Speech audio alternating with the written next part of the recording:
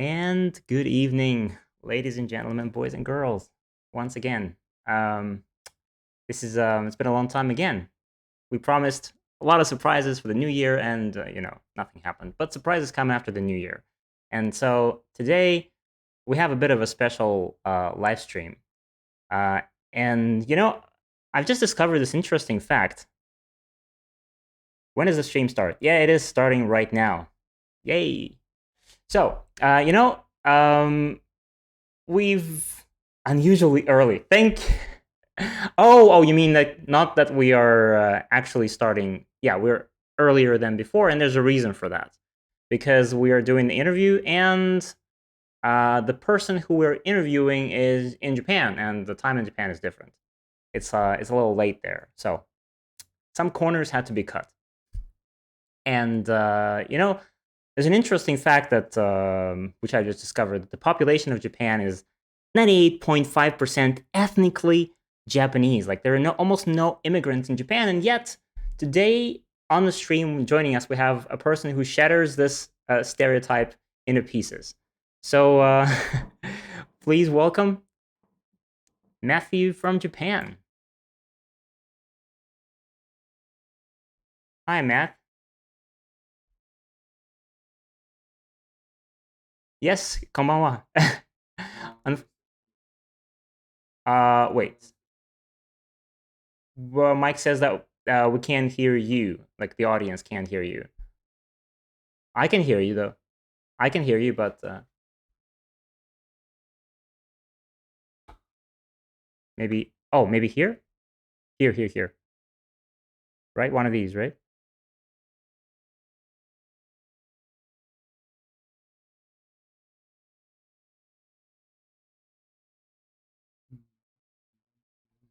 No, that one, right? Maybe try saying something now. Can you hear me now? Mike, can you check? All right, test. Yeah. Test.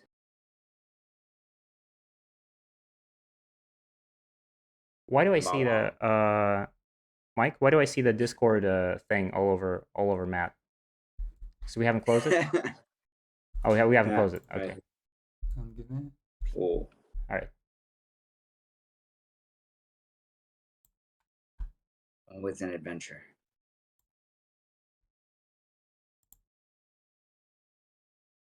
All right. Hopefully that's better. Yeah, I hope so too. Wait, then can we just move the chat here as well?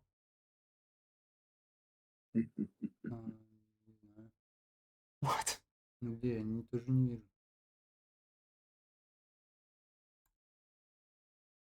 No, but I mean, we can just open it on top. Oh, it's here. All right, that will work. All right. Wow, it's almost 9 in Japan. Yes, it is. It's really late. All right, sorry about the hiccup. Matt, can you say something? Hello. Is the sound okay? Is the sound okay? Yeah, I can hear you fine. Yes, Mike? Good. I think we're good. Whew. Wonderful. Finally. All right. So, Matt, why did you tell the audience what your name is, how you just happened to be in Japan, what you're doing there, and who you are, and how come you're playing Go in Japan? My name is Matthew McKee. I am originally from America, but I've been interested in Japanese culture for pretty much since I was in elementary school. And I've been playing Go since I was in elementary school, so around the same time. So it was always a dream of mine to come and live and be in Japan. And after college, I moved to Alaska, which is actually the closest state to Japan. And then from there, I had a friend who was working over here as an English teacher. And he invited me over, and I spent a month in Japan. And while I was there, I drank too much sake and signed up for that company, the same company, and they hired me. So I've been here for 7 years now, teaching English to elementary schoolers and middle schoolers, and playing Go on the side there. Yeah. Wait, you're playing Go only as a hobby, or Uh, yeah. oh It's yeah, it's a hobby. I do sometimes teach it. Uh, when I go to the local Go club.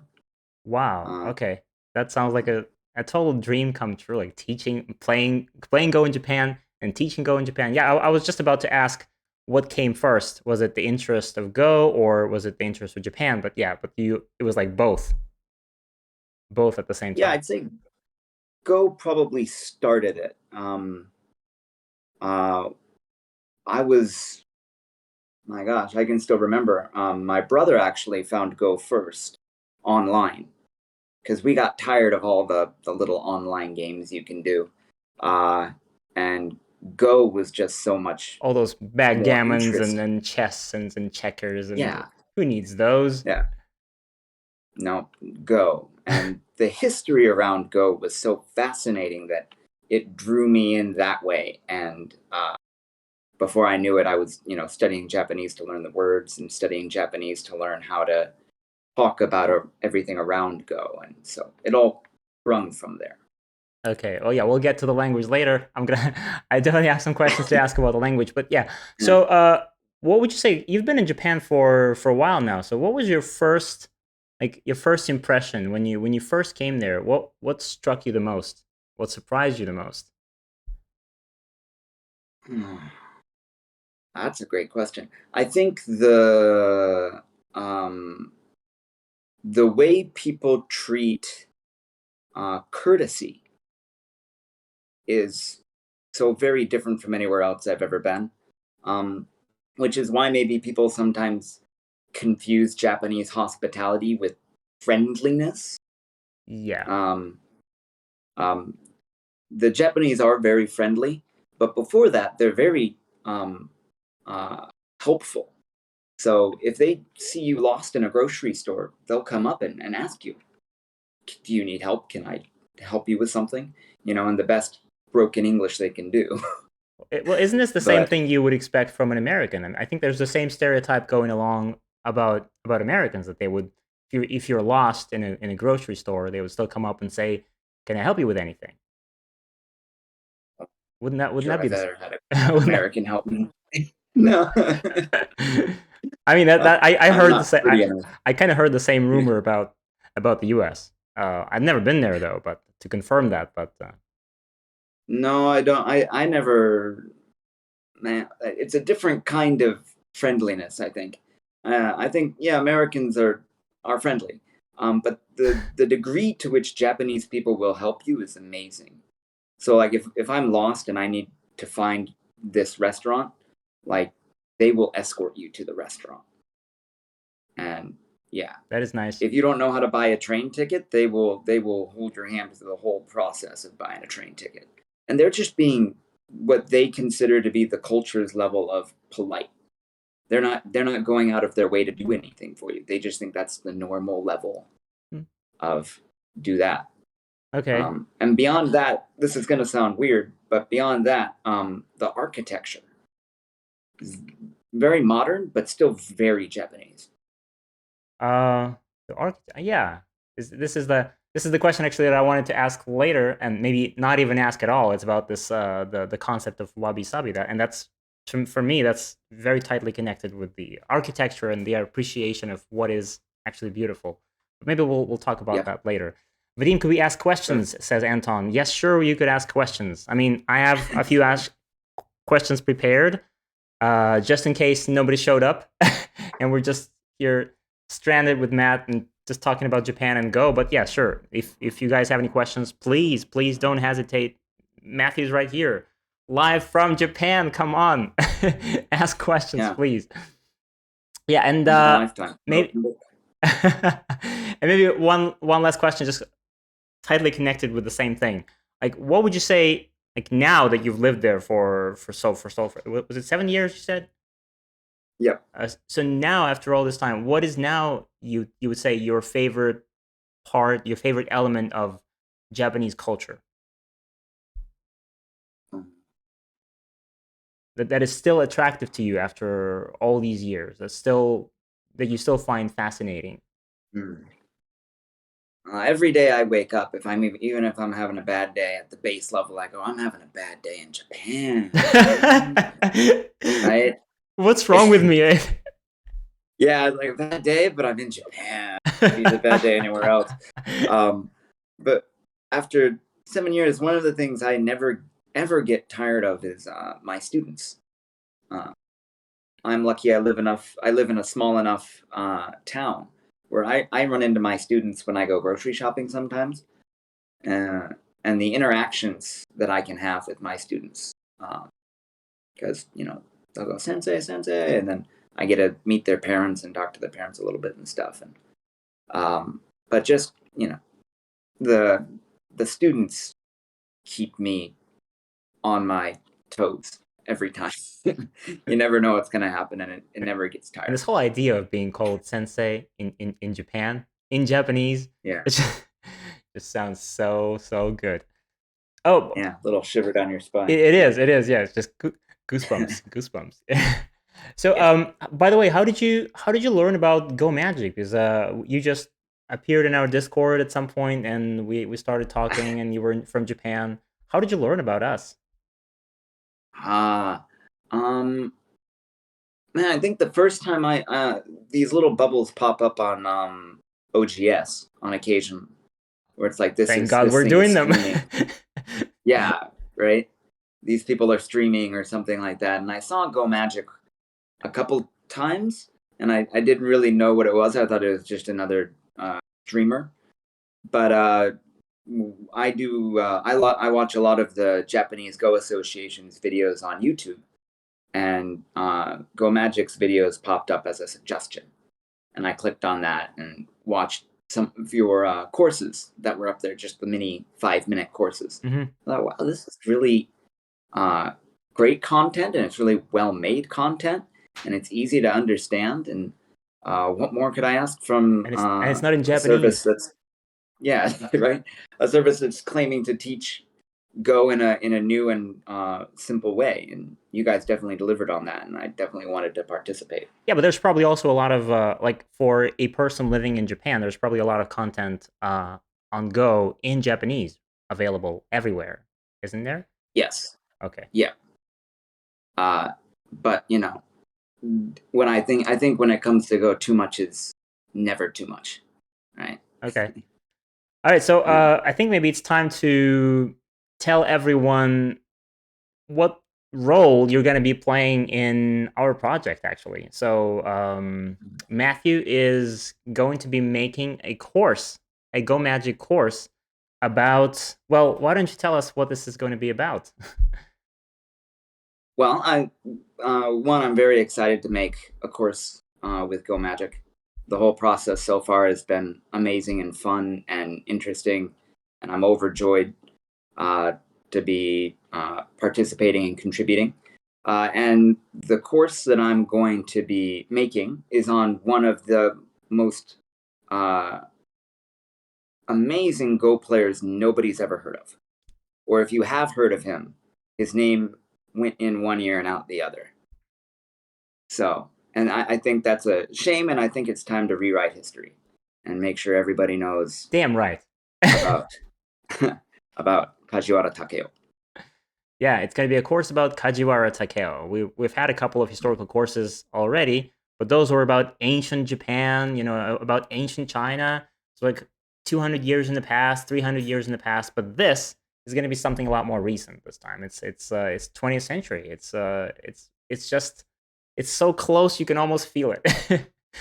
Yes, and he sits at the bridge between classic Go and modern Go. He was there and participated in that transition for the new Fuseki ideas and all that. And he was also there when the last classical master, Honinbo Shusai, was still alive. So he's got a foot in both worlds, and it's fascinating.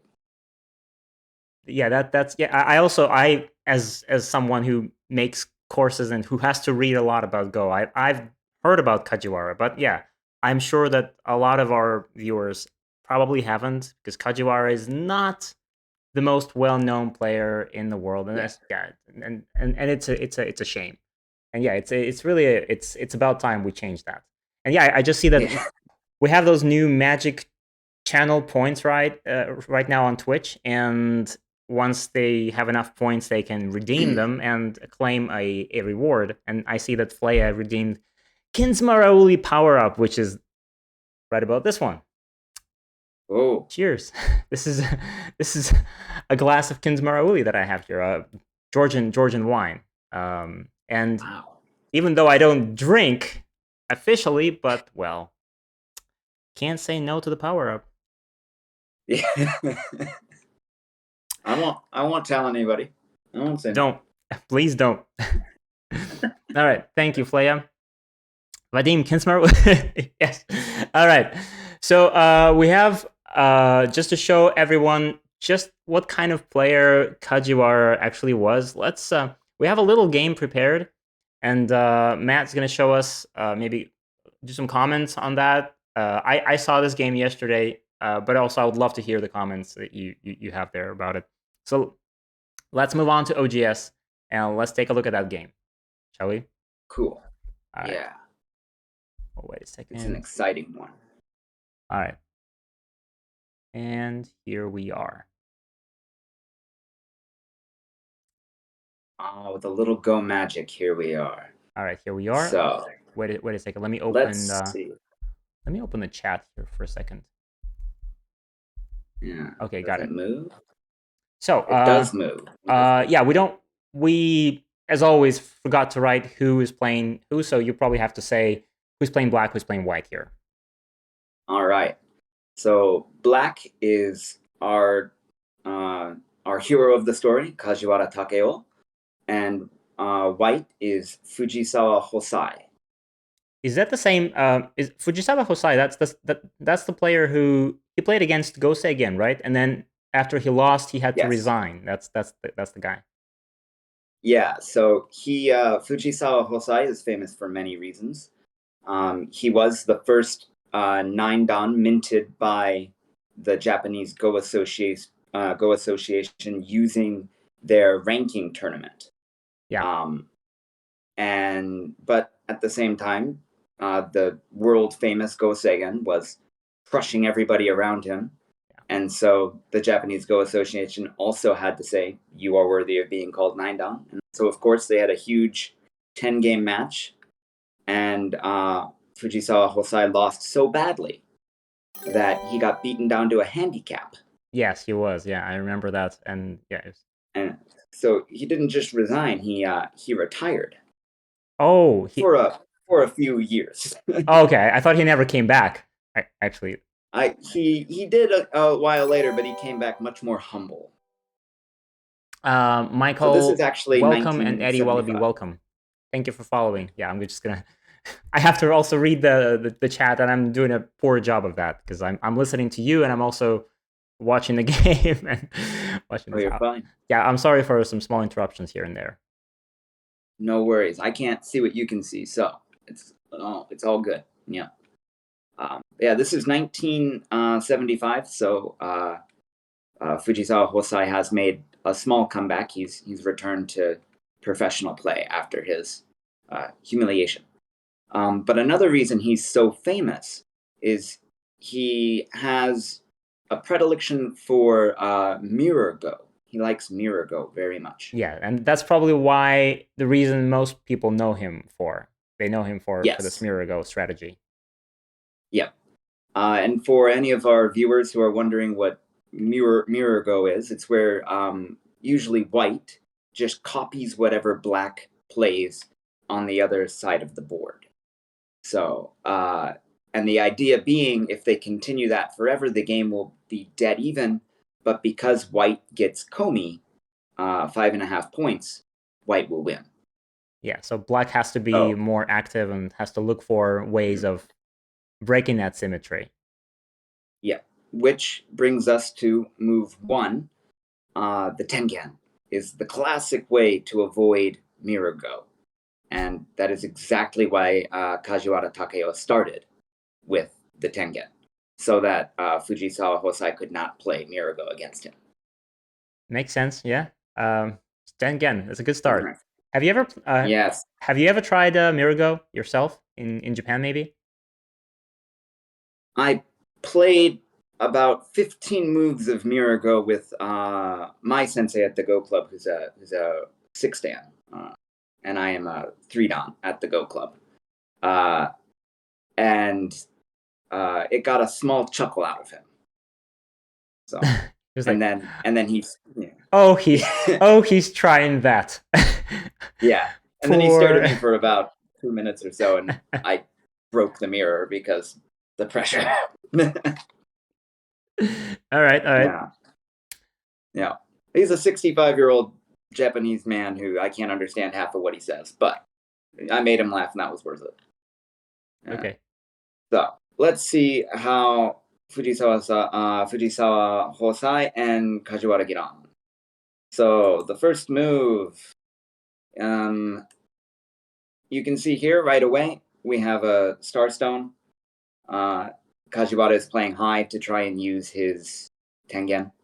Mm-hmm. He's going for a whole board strategy, and Fujisawa goes for the rotating komoku points. Classic. Which are, the classic usually for black though. But white is leading the game right now. White has control over the sente, and then black is looking to pincer now when white approaches.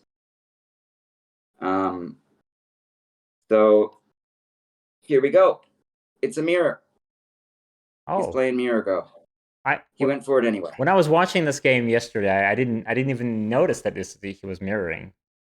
Okay. Yep. Right here, he does it where he can. And so in a modern game, we would expect maybe the diagonal, or we would expect the knight's move. Yeah. Yeah. But because Kajiwara has a Starstone and he has the tengen, obviously he's going to play the most complicated move he can.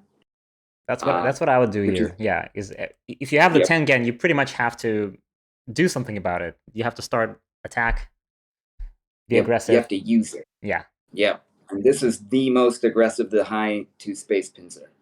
And it was a favorite of Kajiwara's as well because it leads to many different complicated variations.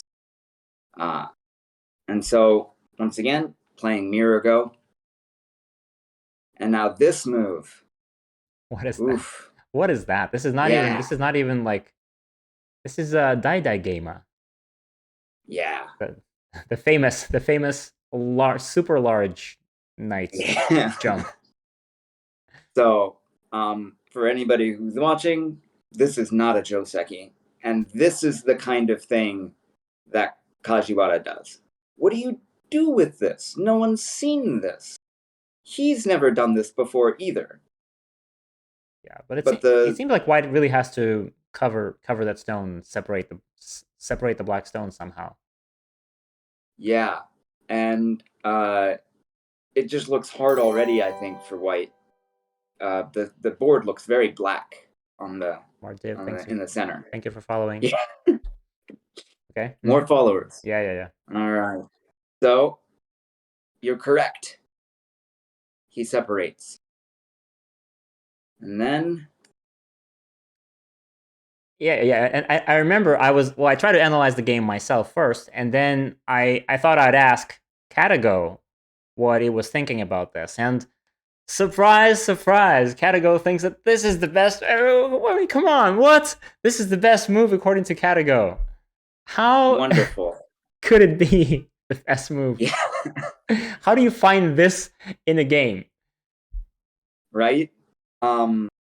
And I think we're seeing, once again, another aspect of Kajiwara, which I hope during the course many people will grab a hold of, which is this going with the flow kind of game and being willing to to give up your stones here, and so that's what he's offering. And it looks rather tempting, doesn't it, to just gobble up that stone there on the side. So maybe we should ask people, where do they think white should play? All right. Do we give them options? Because we can. Yeah. Because we can. You can set up some A, B, C's.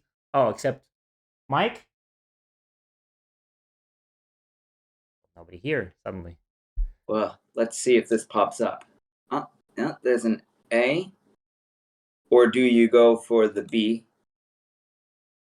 Or do we maybe go for something completely different at... Mike, we need to a poll. Can we do a poll? Maybe a C? Well, then it's okay. Then I guess this won't be a poll this time, so we'll just let people guess. All right, I've got 4 moves up there: A, B, C, or D. Okay, A, B, C, D. Well, actually, I don't remember, so let me try and guess. Oh my gosh. Oh my gosh, says Anton. Okay, I like C, B. Guesses flying around, pretty much at random. Well, I mean, I don't really want to, like, C is definitely not the move I play. Everyone is saying, most people are saying B. Most people are saying B. B is the kind of shape, like, this is inviting. This jump is actually, it's inviting you to jump at B. And the problem is, I think, I'm almost sure that if you jump at B, it's going to be, it's going to be bad for white. White's going to get the corner, but black is going to get so strong everywhere. That's my feeling. So when I'm invited to jump into B, I tend to never do it. D All says, right. then A, everyone is just, yeah. Interesting. A seems to be a bad shape. I guess pretty much the only option here would be D. Interesting. The answer is D. You are correct. D. Shall we look at what happens if we play this one? Sure, yeah. This is just a very basic variation. Black, just let white have it. Sacrifice it all. Yeah. And black shape this is enough. Black shape is not perfect though, but no. But still, yeah. Yeah. Or even here, you could just leave this cut because it's not that big of a deal, and come down here and kick this stone if you wanted. Yeah, this is something that I would never abandon those stones just like this. It's hard to do, but yeah, looks cool. But this corner is not as big as it looks, and at the end here with this variation, this white stone is doing almost nothing. This stone at G16, I do believe, is pretty much, it's wasted. It's H16, right? Yeah, sorry. H16, I do believe. Yes, sorry. H16 is basically wasted. Yeah, it was supposed to attack black, but now it's just lost its meaning. Yeah. It doesn't even have any agi, nothing. And if we go for the B option here, it's actually even worse. Yeah. Because this push... It forces white to go down? Yes, because if white tries to block, it ends very badly. There are so many cutting points. Ouch. It just doesn't go well. Yeah, this is just... You could do this. You could even just push out like this. Yeah, probably even this. Yeah. And then the corner is just so badly hurt. Yep. And then if you defend on the other side here, if you pull back here, oh, okay, there's the cut on the other side. This is the end of the game. Right there. Okay. So yeah, white would have to drop. Yep. And then black can follow if he wants, and he's just cutting right through white here like a hot knife through butter. Just not great. So anything white tries here to capture that stone just doesn't end well for him. Yeah. Which is just amazing. So this sacrifice here just does not work out well for white. So white ends up playing a kind of inefficient move here in the corner. He's been outmaneuvered. Yeah, And if we continue on just a little farther, and the stone still black gets shape. hurt. The H16 stone still got hurt, no matter what. Yep. And black's shape is great. So if we go forward just a little bit more here, it looks like white's broken into the center. But this move was left behind. And I think this is maybe the move that Fujisawa Hosai overlooked. This Me too. dastardly Me too. push. I would never find this in a game, probably. Yeah. But it looks so good when you see it. It does. And these are the kinds of things that you can expect from a Kajiwara game. He's famous for what's called a drilling attack or a drilling tactic. What is and that? Here you can see him literally drilling into his opponent. And so it creates this defect that white has to go back and defend here at triangle. He's got to do something about that. Because if he doesn't, if he pushes out, black can't cut right away, but he can start this fight. And there's a lot of variations that can go on here, but it does not look like a fight white wants. Yeah, I was just about to ask what would happen if white pushes out, because pushing out seems such an obvious move, and yet it doesn't seem to work properly. Because I would have. No. I mean, like pushing out is a move that I would consider is the very first one. Yep. And it's maybe what he had to do. He maybe had after making a few mistakes, he might have had to take this risky fight. Because it's still not, it's still not game over at this point. It's a fight. Yeah. But neither player really knows quite what's going on here. This is a brand new situation. And this is the kind of thing Kajiwara wants. His opponent's over here scratching his head and Kajiwara's just happy. This is his game. This is his thing. So being a good professional, Hosai looks for a way to cover that cut in good style. He doesn't just defend. Right? And Karago also, to my surprise, thought that this was the best. This was the best option. Yeah, this was the best decision to make. Really? At least, interesting. At least my Karago, which is not always the same as everyone else's, because it all very heavily depends on the graphic card or something. But my Karago seems to think that this cut is the one to make, which is something that I would probably never do. No, me neither. I wouldn't have the guts, courage. yeah, the guts to do that. But it ends up being that in the end, Kajiwara gets this massive outside thickness, and still that stone it's just an egg smashed against the cliff. It is gone. It's just absolutely gone. And the only thing white has are a few cutting points in black's wall over here to aim at. Yeah. And so... And white can't even break through because black always has this Atari at F14, right? So it's hard for white to cut at G12 and cut through.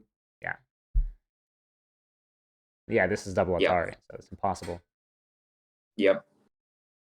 He doesn't have... Yeah, it's a very good wall. The more I look at this position, the more I realize that this is exactly the kind of position that I enjoy having in my own games. Like, as black, I would love this. Even though I think Katago is kind of thinking that this is a little bit better for white anyway, surprisingly. But to me, this looks so good, and I would love to take this as black and play this. Yeah. And this is going to be, you've brought up a wonderful point. This is going to be another part of the theme of the courses. What the computer tells you and what the human brain can understand when it comes to Kajiwara is really a difficult balancing act to play. Because the computer looks at this game and goes, oh, there's plenty of potential. I'll be fine. I look at this, and if I was white, I'd be, my lord, where did I go wrong? Exactly. Yeah, I Yeah. would like this is the last thing I would be thinking right now. Yeah, I have 10% of advantage right now. No, no. No, I would be looking at this board and going, I'm not going to enjoy the next hour of Go that I play. I'm going to be run around this board. Because when white jumps here, when white jumps here, he's running. This is the classic theme that most Go books tell you: drive your opponent toward your thickness. And black even has the satellite at the tengen to cover white's exit. This is everything black could dream of and more. It looks like the game that he can't lose. And so if we go on just a little bit farther here, this kick is an interesting move. I'm not sure what your Karago thought about this one. I don't remember. I didn't ask at every. I only asked at a couple of crucial points, which surprised me. Yeah, here I would definitely never play this kick. I would probably just play the Keima. Yeah, I would be thinking of playing this classic kind of move here. Yeah. And the issue with this move might be that it's well studied. True. And Kajiwara is probably thinking at this point, this looks like a good game for me. How can I mess it up?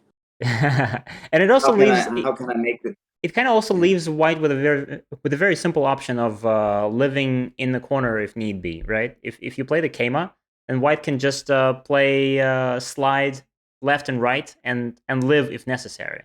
But after the kick, it's not so obvious how white is going to live there.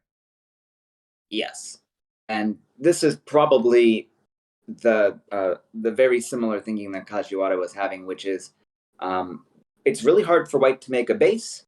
Yeah. And it's really difficult to see what's going to happen next, which is great. I love every word of that sentence. This is his jam. This is his thing. So white doing the best he can, I think, here to try and make some potential to get out. And this peep is pretty deadly. Yeah, I can just I can see Fujisawa Hosai just hating himself, hating himself when he had to connect to this, which he did. And then I would like to welcome everybody to the end of the game. White resigned. Oh wait, when I saw in the commentary that it was like black plus, I thought black would win the game eventually, but white resigned here. Yes. Wow. I mean, can you imagine? Can you imagine anybody like having played up until this moment in modern day China to resign here as white? I mean, yeah, it looks maybe a little bit better for black, but resigning. Wow. What do you think? Why do you think this happened? Like, was it that bad? I think if you look at this game in both corners so far that they've played, the upper left and the lower left, white's been pretty much outplayed. He's been outmaneuvered. And this white group is going to be running out into the center where black has a wall and he's got the tengen. And it just looks like at this point, I think, from a professional standpoint and from the human standpoint, it looks like the game is already over. It might not be over, but the way a professional might look at this is this group is going to be chased around the board for the next 100 moves, and I'll have to resign anyway. Oh my god! Why not save myself some hard thinking and just Yeah, give and up this is now. this is actually one of those things that I personally find so impressive about Japan and the way they think. And for everyone who just joined us, then Matt is an American living in Japan. He's showing us the game played by Kajiwara Takeo, and a very unusual Japanese player. And eventually, he'll make a course about his life. And this in this position, can you guys imagine? White resigned right here. I mean, yes, it looks like black.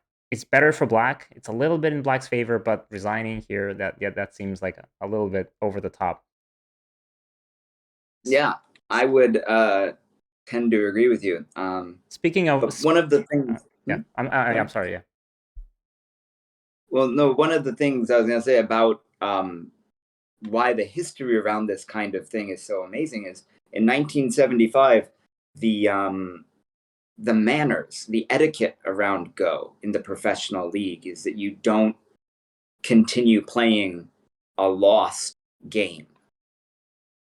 Well, I mean, how do you determine a lost game? Yeah, that's the thing. You know, for me as an amateur player, I consider myself a decently strong amateur player at a 3-dan. But you'll read it time and time again in Go commentaries where they talk about and on move 100 the game was over. And the professionals will have a sense of that, which is probably what makes them professionals, is they can look at a game and go, I lost on move 70 and I kept playing for 60 more moves, but by that time it was gone. Okay. Especially, I think these Japanese pros leave a lot of commentary behind, and they'll say, I think move 145 lost me 5 points, and at that point there was just no hope of me catching up. There's somebody asking, and how would you practice Yosei then? Indeed. Yeah. and this is it's actually a very nice question, because I asked the same question, because I when I'm playing a teaching game with Alexander Ginnerstein, and we always have we only have time to play till about maybe move 100, and I asked him the same question. If I wanted to practice endgame, how do I do it? And we did exactly this. We took one of these games, the unfinished professional Japanese games, that one of the players resigned, like being 3 points behind or something. Yeah. And I would take the winning side, and he would take the loser, and he would try to beat me being 3 points behind. And yeah, interesting. Just a little strategy. And I was just, and the reason I'm saying this is I'm thinking, well, shouldn't we try and play this game out till the end? should I try to play as black here? This looks nice. This looks. Oh, I think you'd kill me if I was white. I don't think I personally don't have a lot of courage to think that I could get this white group. No. I was thinking to play this against Alexander, not against you. If he would take watch white that. Here. Yeah. I would watch that too. I'm not so sure. Yeah. And yes, Suilo Myro, Hank Go, and MK10T. I'm sorry I wasn't responding. Yeah, thank you for following us. And yeah, so thank you for sharing this game with us, Matt. Thanks a lot. Yeah, this is a really, really nice game. And especially the fact that it's so short and it ends so abruptly. That's just, it just doesn't happen anymore. I don't think even in like today's Japan, in today's modern Japanese professional games, you don't see this very much, right? No, the etiquette has changed, and especially when another famous player, Rin Kai-ho, came along with Ishida Yoshio.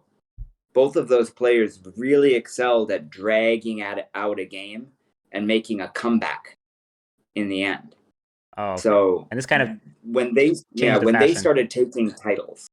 Oh, I see. The etiquette changed, where hey, maybe I can still win, started to become a fashionable thing. Okay. And yeah, now it's become the norm. So I don't even know if I'm happy about this or not, because this is so there's so much cuteness about this, in this whole idea of resigning early when you feel like you've lost the game. All It's a right. bit like a samurai offering up their head to get lopped Yes. off. Yes. The honorable death. Yes. Exactly. Anton is saying thank you. It was very interesting. Happy to be of service. So before we continue with the interview, we have a few photos to show. A few photos from Matt from Japan. So let's move right on to the photos. Let me open them and let's wait a second. I think they're right here. Ta-da. Yes. So I will just. All right. So I think we can't just see the photos without your commentary. So what is this? Would you explain what this is? So this is Seisho Seki, or the life-stealing stone.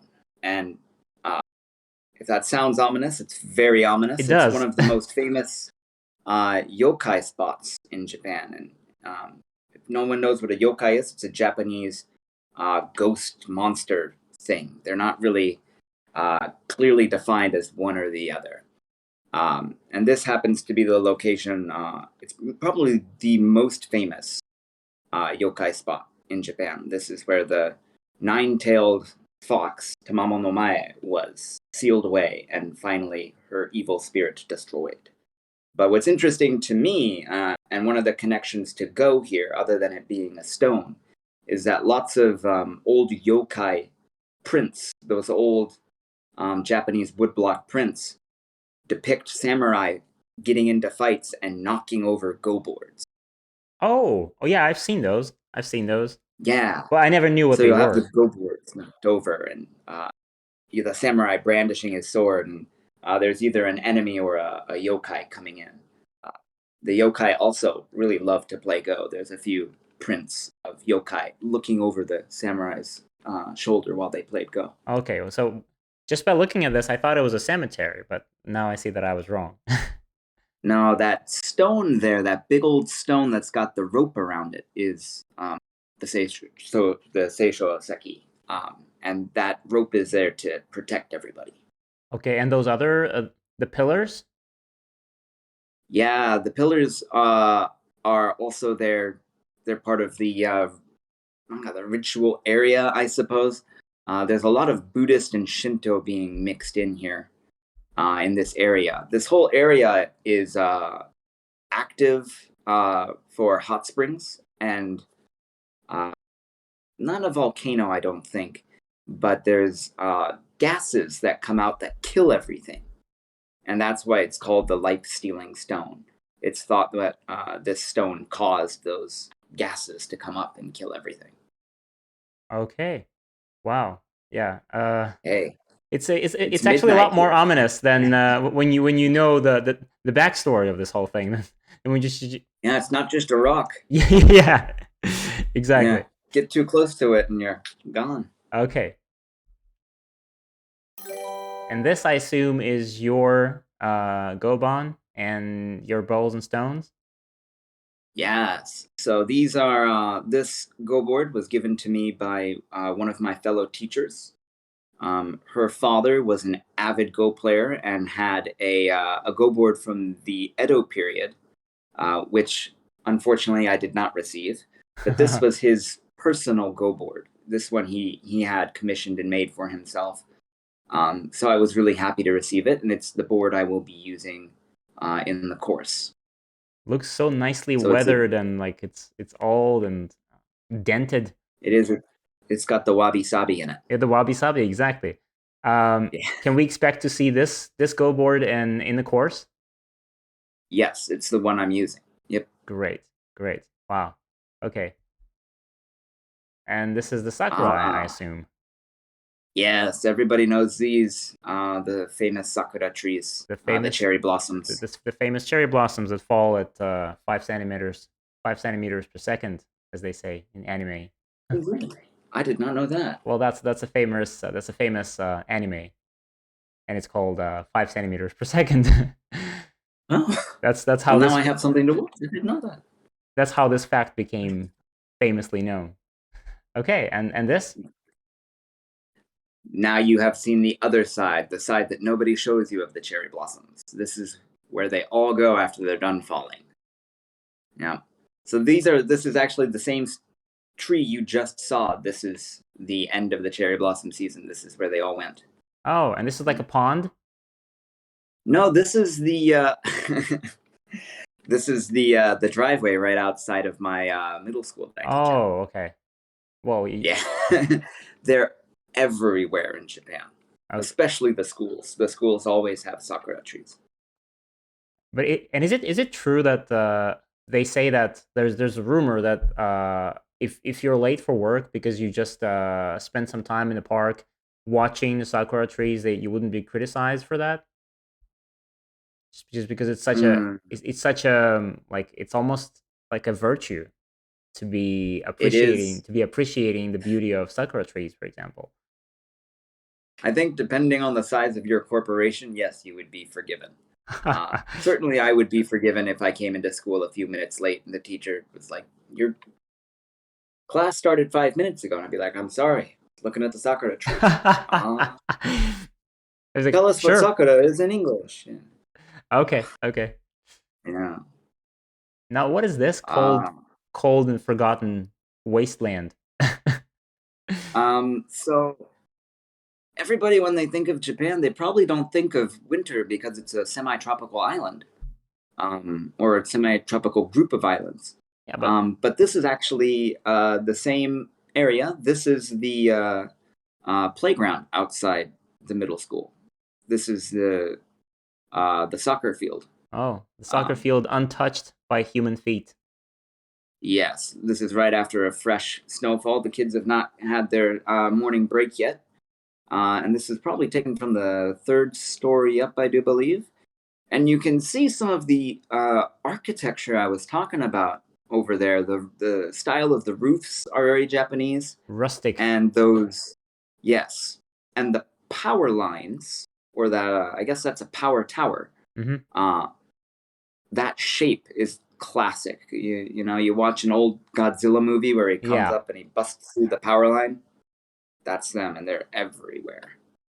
Okay. So, this is a bit of Japanese landscape, modern Japanese landscape. How big is the city, by the way? The city where you live in Japan?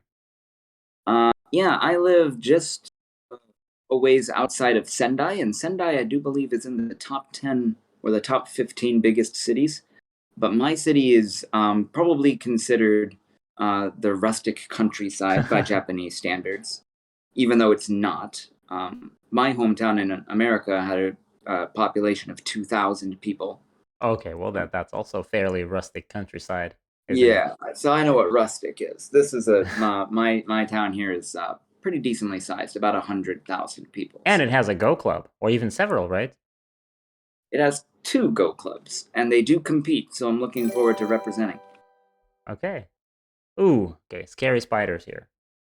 Yeah, this is the Jorogumo, or the golden orb spider, and this is once again right outside the middle school that I teach at. Okay, I'm So gonna skip this in case there are any people who are afraid of spiders here. Okay, that's a good skip. Skipping right yeah, to the and then to the Goban.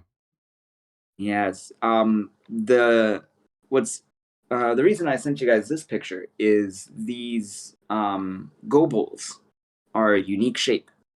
Yeah, this is. I think a lot of our viewers might never have seen a shape like this one because we're so used to a Yeah. different shape in our in the Western world. What is One this of these, called? I do believe. So this is the normal shape of a goban, or the goke, the bowls. The bowls. Yeah. Yeah, those are called the honimbo style. They were used by the honimbo house here in Japan, one of the 4 go houses back in the Edo period. That style is directly connected to them. And what's the name of the more natural one, the one that we're all used to? Yeah, I think those don't really have a special name. The 2 stylized bowls that I know of are the honimbo style here and the inoue style. Oh, Inoue. But I've never seen the inoue, so it's like genan. Okay. I've never seen what the Hanoi style is. Is this the view out of your window? Yes, this is the view outside my own apartment window here. Once again, very Cold. Japanese style, yeah, roofing there. And just beyond, you can see some steam, some smoke coming up. It's a very cold winter morning. Yeah. So even when I wake up in Japan, if I've got a kind of a bad night's sleep, I can still go, woof, morning in Japan. Yeah. Can't be Land bad. of the rising sun. Can't be. Yeah. Can't be too bad. All right, this is a close up of the stones. Yeah, those are the I use real slate and shell, made in the classic style, handmade each one.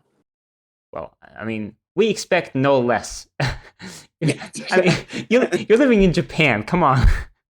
Right. Handmade, these are the slate and shell. Sure. Yeah, these are them here that I have with me actually. Where's my camera? There they are. Yeah, this is one here. And this was handmade. And the clamshell is actually really rare. It's from a very specific beach in, I think, Mie Prefecture in Japan. Don't tell me that these are Hyuga clamshells. They are. Really? You got what? Yep. You got Hyuga clamshells? Dude. I thought they were like crazy expensive.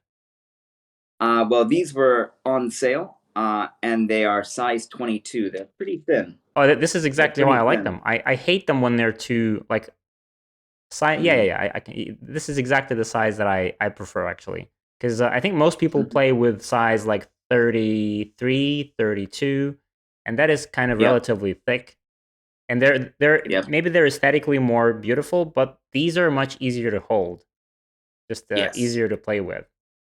And yes, like and they make a very soft sound. Yeah, and like right now, if you look for a new set of Hyuga clamshell stones, it's gonna cost you like an apartment or something. Yeah, yep, it's gonna cost you about 2 months worth of rent. Yeah, so most people buying slate and shell stones these days, I think they go for Mexican clamshell, which is a lot cheaper these days. But I didn't even know it. But I mean, I'm sure that there's some old sets and maybe some auctions where you can still buy those the classic. But like, can you tell the difference? Have you seen them side by side, the Mexican ones and these ones? Like, can you even tell the difference between Mexican clamshell and Hyuga clamshell?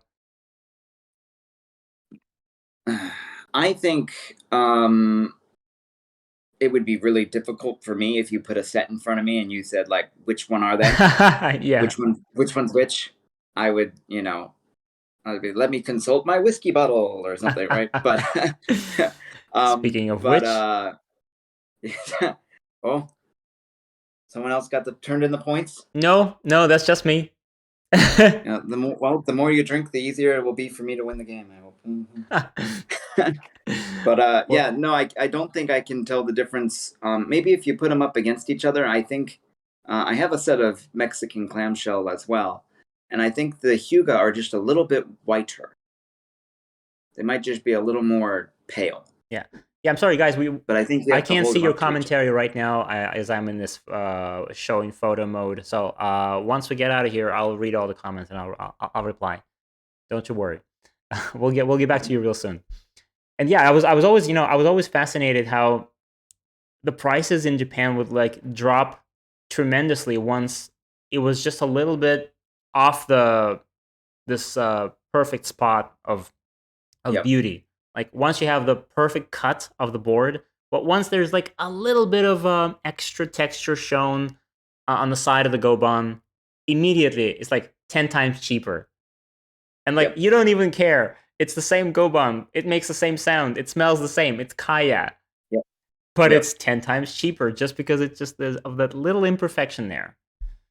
Yep. It's called off spec. So if you buy off spec, it's about 20-30% cheaper, which is just what you need. Yeah, because we don't care. But yeah, we don't care. We don't care. Yeah. All right. Please. What else we have here? Yeah. Some food. Uh, What is this? yes. If you come to Japan, the food is the stuff. This is miso soup, but this is a sari clam miso soup. Clams. Okay. And so you can actually buy this from a vending machine. Yeah, this is what I heard. I heard that in Japan you can buy anything out of vending machines, like anything.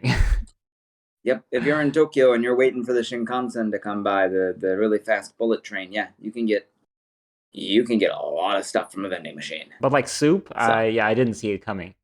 I thought No, me neither. Okay. Yeah. Oh, okay. And this is a smaller picture, but it's I'm assuming this is your room, right? Yeah, this is the living room where I'm sitting right now. Actually, you can see the curtains behind me. This is the perfect setup for just a weekend with Go tea. Yep.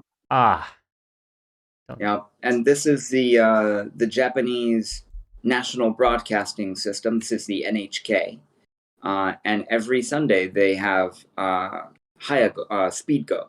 Yeah, Blitz that the professionals play. Like Blitz matches, right? Yep, they have a tournament called the NHK tournament. And so the rules is each player gets 30 seconds per move, and they have 10 periods of like 1 minute thinking time. Well, that's not fast. Come on, 1 minute thinking? That's not. I was thinking it's they get 10 periods. I know. If you use up those periods, you have no more thinking. Yeah, but like 1 minute, right? Yes. Each period. No, I was thinking maybe like 15 seconds each period.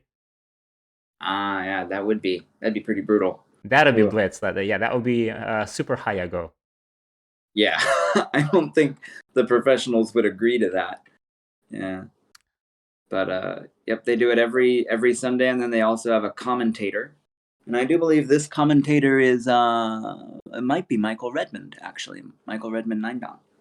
I can't tell from here, but it's maybe. It might be Mr. Redmond. Yep. His Japanese is impeccable. Yeah, I heard him speak, but I mean, I wouldn't be able to tell the difference between impeccable and slightly worse. But yeah, he sounds so Japanese, as he can be. But I mean, he probably spent his whole life there, like half of his life. Since he was 14, I do believe. Oh, come on. He's been here since he was 14. Yeah. That is to be expected. He's probably. I'm just. I'm expecting him to start forgetting his English at some point. I mean, yeah. He doesn't use it that often. He might when he gets older. Yeah. All right. He does a lot of streaming in English, though. All right. Thanks for the photos. Thank you. Yeah. So I have a few more questions from the interview. I haven't even asked you that many questions. We've been looking at photos. We've been reviewing the game. So now we were thinking maybe we could play that the game, just a little game. So which one would you prefer? Do you think it would be better to play? Let me read the commentary first because I've missed everything, like everything. All right. So, oh my God, there's a lot of questions there. Happy to answer anything. Someone said, Seisho Seki have formations.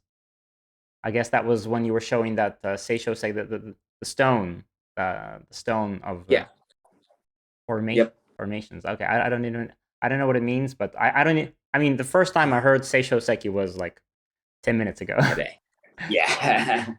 Yeah. I think they're saying it had different forms at one point. It looked more like a statue at one point before a Buddhist priest walking by was like, "Nah, get out of here," and broke it. So. That book is my favorite one. Says Isworthius. Appreciating Famous Games by Shuzo Hira, and that was the book in your room next to the Goban. Yeah, I love that book as well. Yeah, that's a great book. It's just it's filled with lovely commentary, great stories, great like storytelling, narration. Yep, fantastic. Sets the mood. Baseball Diamond. I guess it was about the field. I don't think it was a baseball. It wasn't. It was just soccer, right? Yeah, they do soccer, baseball. They do everything out there. It's the most space you'll find in Japan is an elementary and middle school soccer field. Hello, everyone. Have a nice stream. Thank you. Oh, and Anton is asking that is oh, first, is Matthew a pro? No, Matthew is not a pro. Matthew is an kind of looks like Michael Redmond, doesn't he? Well, that's kind of you, but not a pro. Yeah. No. So Not in a million years. Matthew is a Japanese 3-dan amateur, right? Yes, that's what I'm ranked at my But with at my a Go club. very deep interest in yeah, pro school teacher with a very deep interest in Japanese Go history. So he knows he definitely knows a lot more about Go history than I do, and That's kind of you. and that's the reason he's doing this course about Kajiwara for Go Magic. I'm just expecting this course to be a fabulous thing that I would love to watch myself, because I love Go history too, and especially when someone else is doing the storytelling and I'm just one of the spectators. I'm just watching it. That's really cool. And Anton is asking, what should an ordinary person do to move to Japan? That's a question that I wanted to ask this sometime later, but yeah, that's a good one. Like if anyone wanted to follow in your footsteps, like to be inspired and try Mhm. to experience all of this firsthand and go to Japan, where does one even start? I think right now the two biggest entry points to Japan are technology. If you're a tech savvy person, especially with computers and like code and things like that, they definitely want a lot of tech people here. I see a lot of talk about visas for tech being pretty easy to get. Um, Other than that, doing what I did and am doing, which is teaching English, um, is an easy way to get in. They're always looking for more English teachers here. So those two, I wonder if they hire non-natives. they actually they do if your English level is fluent. So Vadim, your English is amazing. So I'm sure if you didn't tell them, they would go, "Oh yeah, he was a natural born English speaker, wasn't he? Let him in." Yeah. But of course, I would have to tell them, and then I would just have to like Yes. throw myself at their mercy and just hope that they would accept me. Well, I'm actually betting that if you tried, they would, because seeing as you have studied it all yourself, you know how to study English.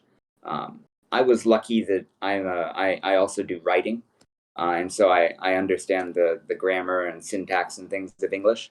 But your average English speaker, if one of the students asks, "Why can I not say the brown big cat? Why must it be the big brown cat?"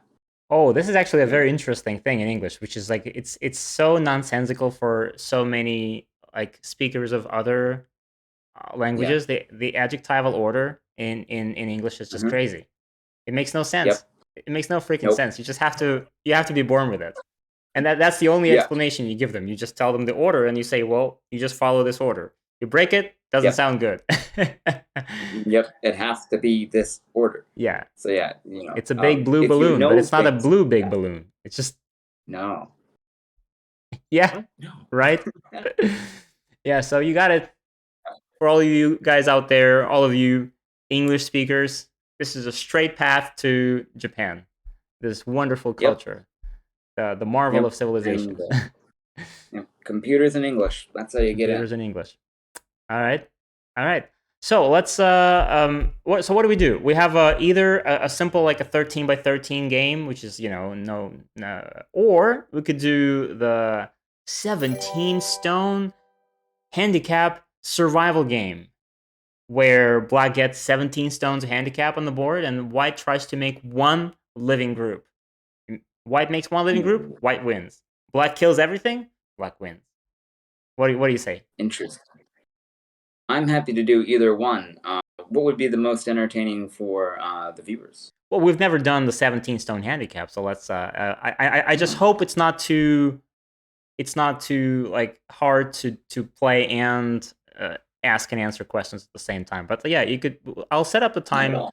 the time limit, like so that you wouldn't even have to think about the time. So I hope it's going to be okay.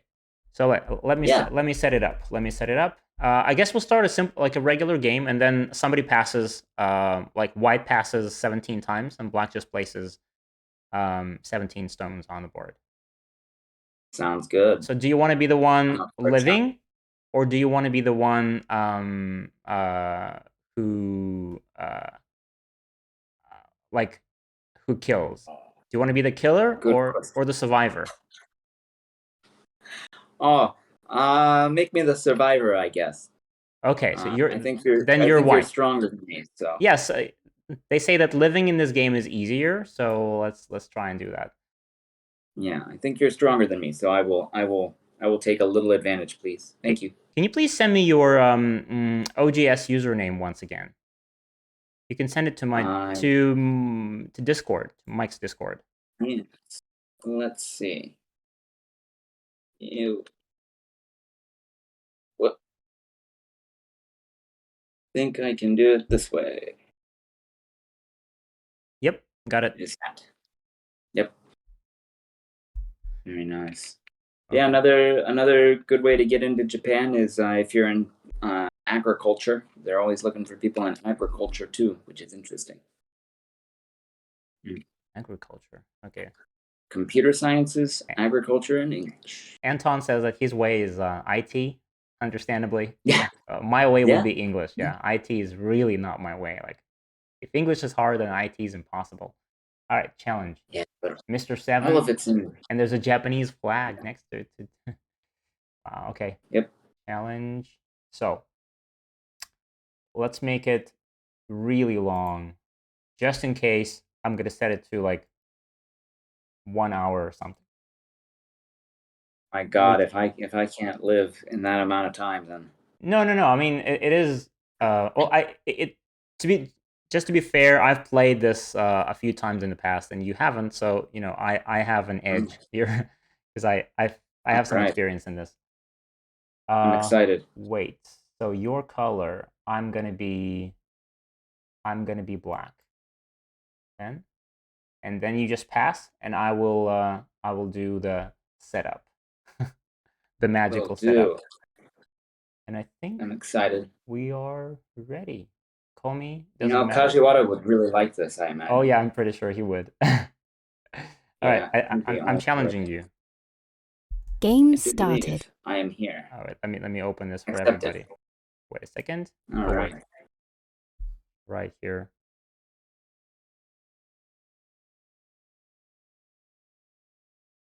Mike, what's OGS Mikura Go?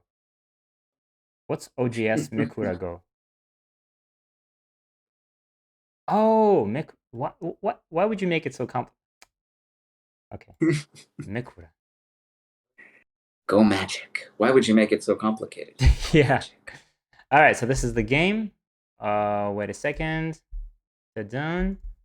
All right, let me open all the chat windows so that I can see them. Okay, there you go. Right. Oh, the ZZ Nut 77 followed us 3 minutes ago. I'm sorry, yeah. And Najaya followed.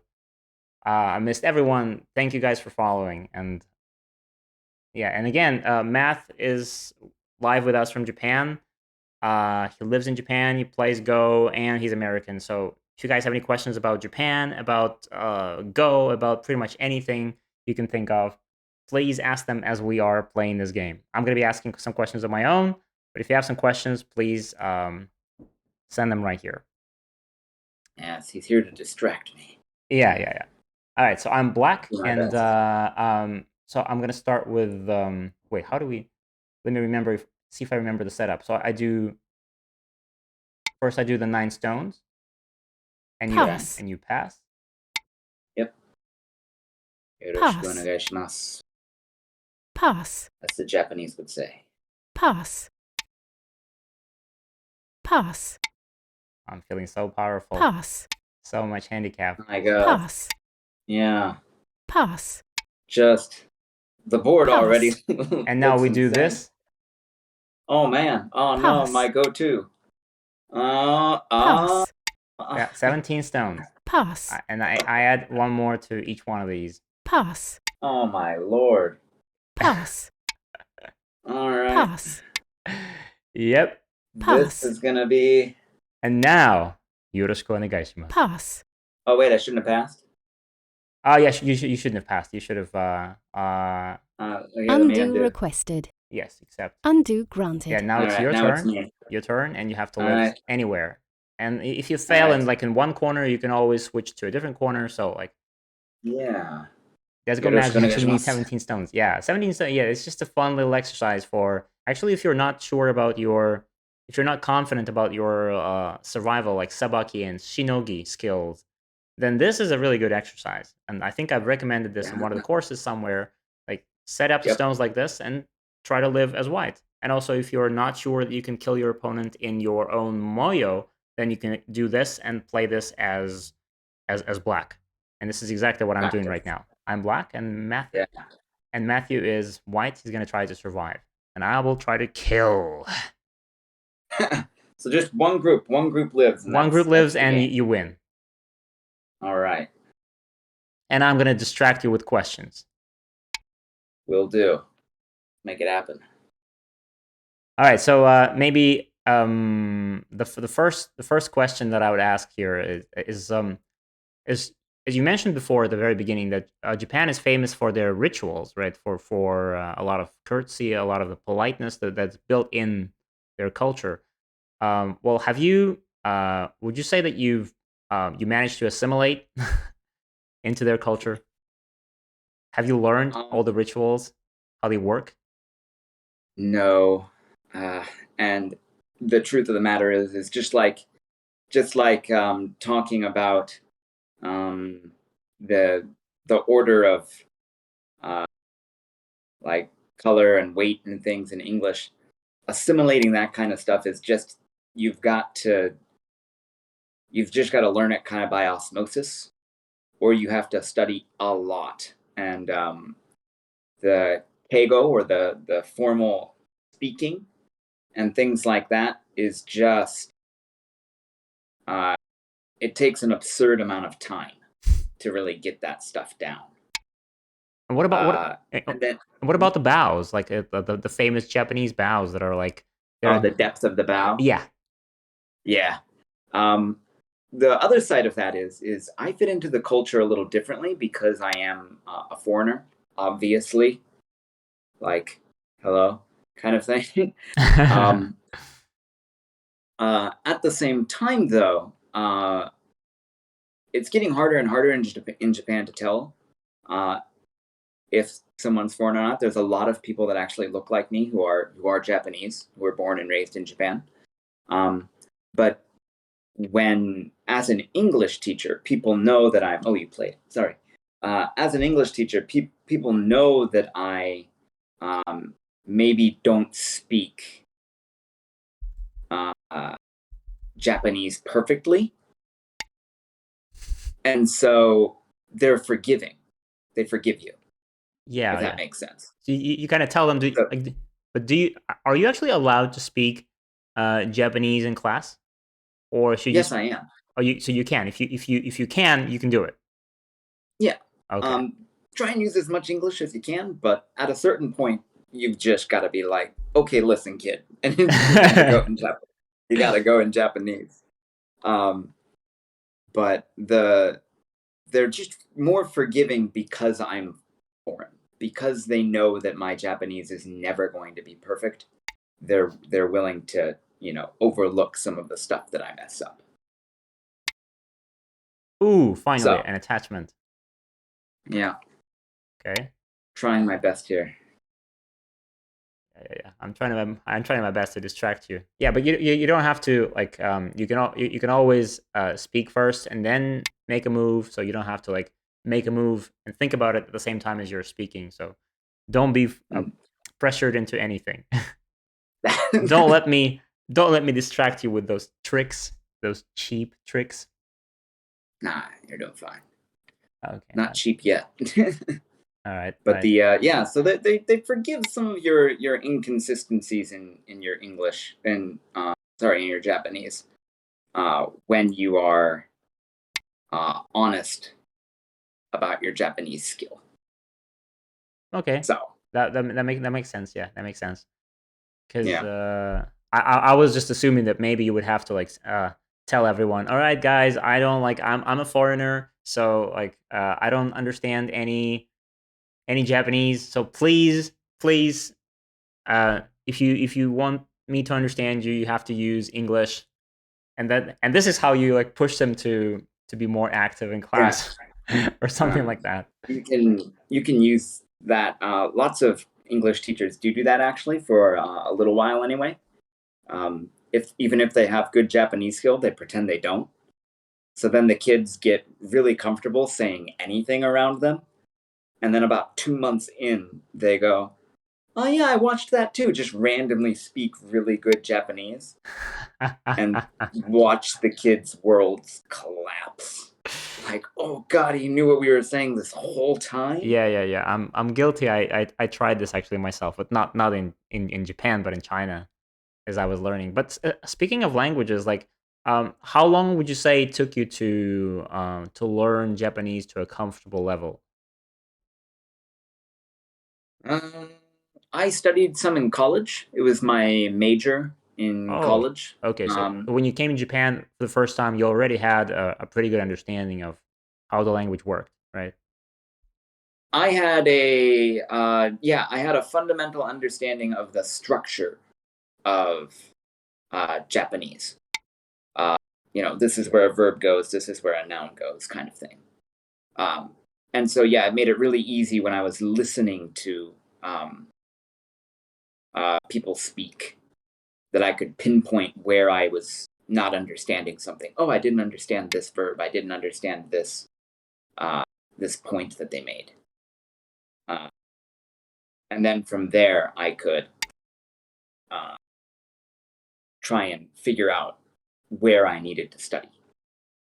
So did you like have a tutor in Japan, or did you buy a lot of textbooks? What was your like structure? What was your process to try and get your Japanese from like college major level to the I can say anything in Japanese level?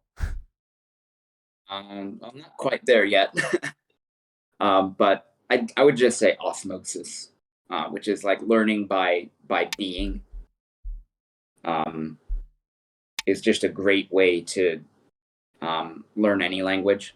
So moving to Japan gave me constant input, and then it's just on me to give a lot of output. And it was a great way to learn Japanese that way. I feel like in this game So I'm that not definitely.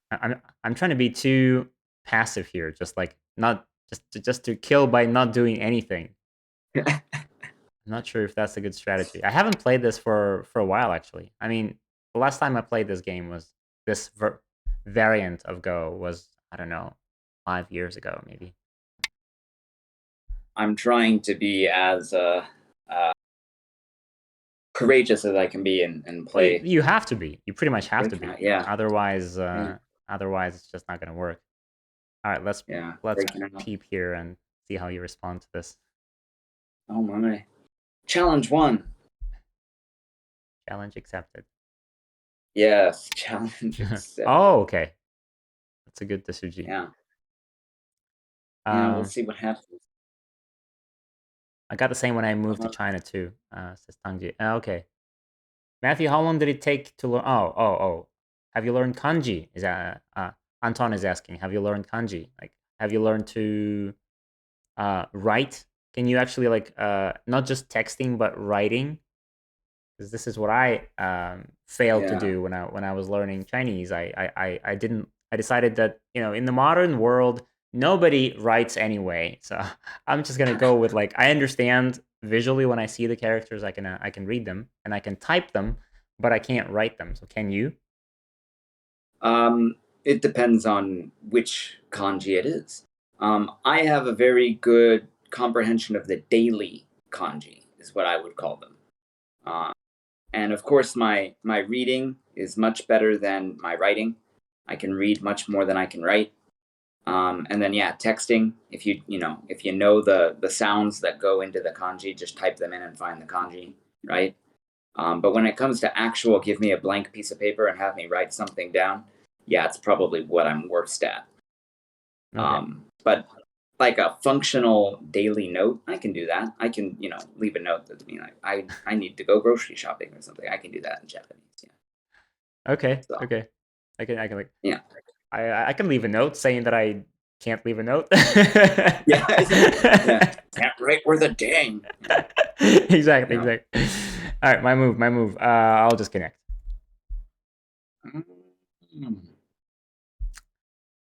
All right. So Fun. now probably the question that I wanted to ask the most because well, I mean, there are a lot of things about Japan that I find fascinating, but one of the major incentives for me to consider traveling to Japan or moving to Japan is sushi because I this is my favorite food, Yeah. and I was wondering, like, did you have a chance to compare the authentic Japanese sushi to the American kind of sushi, and how are they different, or are they different? They're absolutely different. They're completely different. And they are, man, it's going to be cliche, but they're worlds apart. For one, I live about 10 minutes from the ocean. Like if I picked up my phone and went for a walk, we could go look at the ocean. That's how close it is. And so the sushi here is like usually caught this morning kind of thing. And it is cheap. It's basically $1 American for two pieces of sushi. Nigiri. Yeah, 2 pieces of nigiri. If you get more expensive, it can go up to like $3 for one piece of like really prime cut tuna or something like that. But yeah, the conveyor belt sushi is amazing and cheap. Oh yeah, And if you go just I've never seen that one one. step I mean, above, I saw that in cartoons and in movies, but I've never seen it in real life. Like the conveyor belt sushi, yeah, that like yep, when you grab whatever you want and it says passing by. yep, that's exactly what it is. Everything you're imagining, it's the same. It is. And if you go one step up to the more expensive sushi restaurants, where it's like 500 yen, which is like $5 for a plate, it's still amazing. And at the end of the day, you've spent maybe $30 on sushi. So Yeah, yeah, if that's sushi is your goal, oh, this is the place. yeah. Because I feel like once you've experienced some good sushi, it's really hard to find a replacement. When I'm going back Yeah, home, when I'm going to a sushi restaurant, and it's always so disappointing yeah, when you pay. It doesn't matter how much you pay, but it's always not quite even. It doesn't even deserve to be called sushi yeah, sometimes. Like I'm not even yeah. sure. This is true. Uh, Yeah. oh wait, I'm not like it's so hard to those chats. It's hard to see everything. Someone saying Koreans managed to ditch kanji and transition to alphabet only. Why Japanese still can't drop kanji? Um, Good question. The simple answer is that the Japanese syllabary is limited in its sounds, and the Korean syllabary I'm not so well studied on, but it's very different. But the Japanese have a very limited number of sounds, and so you can have the same word, the same sounds, and they have different meanings. And it's really simple to understand when I'm speaking. For example, if I say kami, God. maybe Vadim, do you know that word, kami? Yeah, God. It also means hair, and it also means paper. Oh, okay. I only know the first. So I only know the God one. Yeah, yeah. and it's probably different So characters though, when right? They're different characters. yeah, but that's the thing. They're three different kanji. So when I'm speaking, if I say I want kami, kami ga hoshi. People understand Well, from context. paper. It's Yeah, paper, right? I want a god. A little probably weird. not. I want hair. Go away. I want paper. Okay, here's your paper, right? But when it's written down, your brain doesn't have like the time to go back and figure out the context. And if you look at Japanese writing, they use the hiragana, or the characters that are sounds. Yeah. And then they also have the kanji in there, and it actually makes it much easier to read, because it's easy to break the sentence apart and go, this is this part, this is that part. If it was all hiragana, it would be really hard to read it. It's like getting rid of the spaces in English. You can do it, you can read it, but it's way harder. Why would you do that? Yeah, it's just more stress for the brain. Yeah. But Mike, So that was a good question. can I make the OBS window smaller? Wait, Mike, can you hear me? Oh no, he's gone. No, he's here. I mean, if I make it smaller, is anything going to collapse here? If I make the OBS window smaller, is anything going to collapse? Right? Because the chat is on top of the OBS, and I have to always bring it back to read it. You want to take a look? Wait a second. No, choice? No. I mean, see, it's here, and when I switch to the game, It's there. oh, okay. But then I don't see Matt. So when I'm talking to him, No. I don't see him, right? So it's here. Talking to the void. Yeah, unless if I stay like this. All right. Let's just. Spaces are way easier to learn than kanji. That's true. Yeah. Spaces are easier to learn. Okay, that's the compromise solution is that I can't see Matt anymore, but I can hear him, but I can see the commentary and the board. Okay. Don't worry, I forgive you. Thank you. Now, it's my turn, and I have to kill already. Where's my killing move?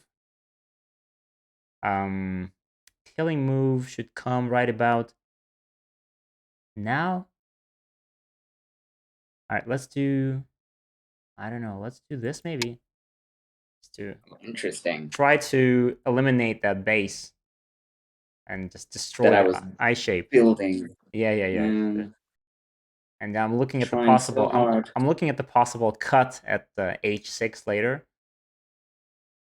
Yeah. So that I could just separate the groups apart. Just keep all of the white stones. The divide and conquer thing, you know. Yeah, there's a lot going on right now.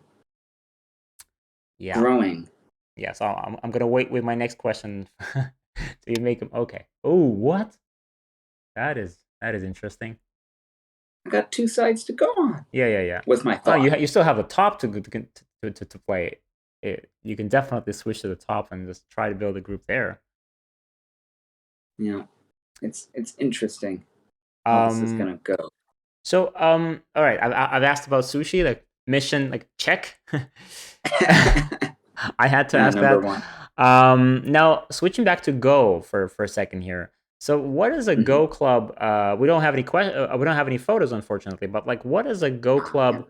If you had to verbally describe it, what does it look like in Japan, and maybe how is it different from what we might expect to see in the West, like in Europe or in the US?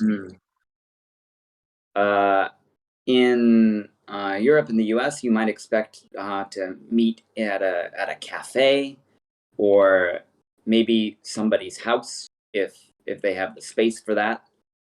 They might rent a space out in the back of a building somewhere, kind of thing.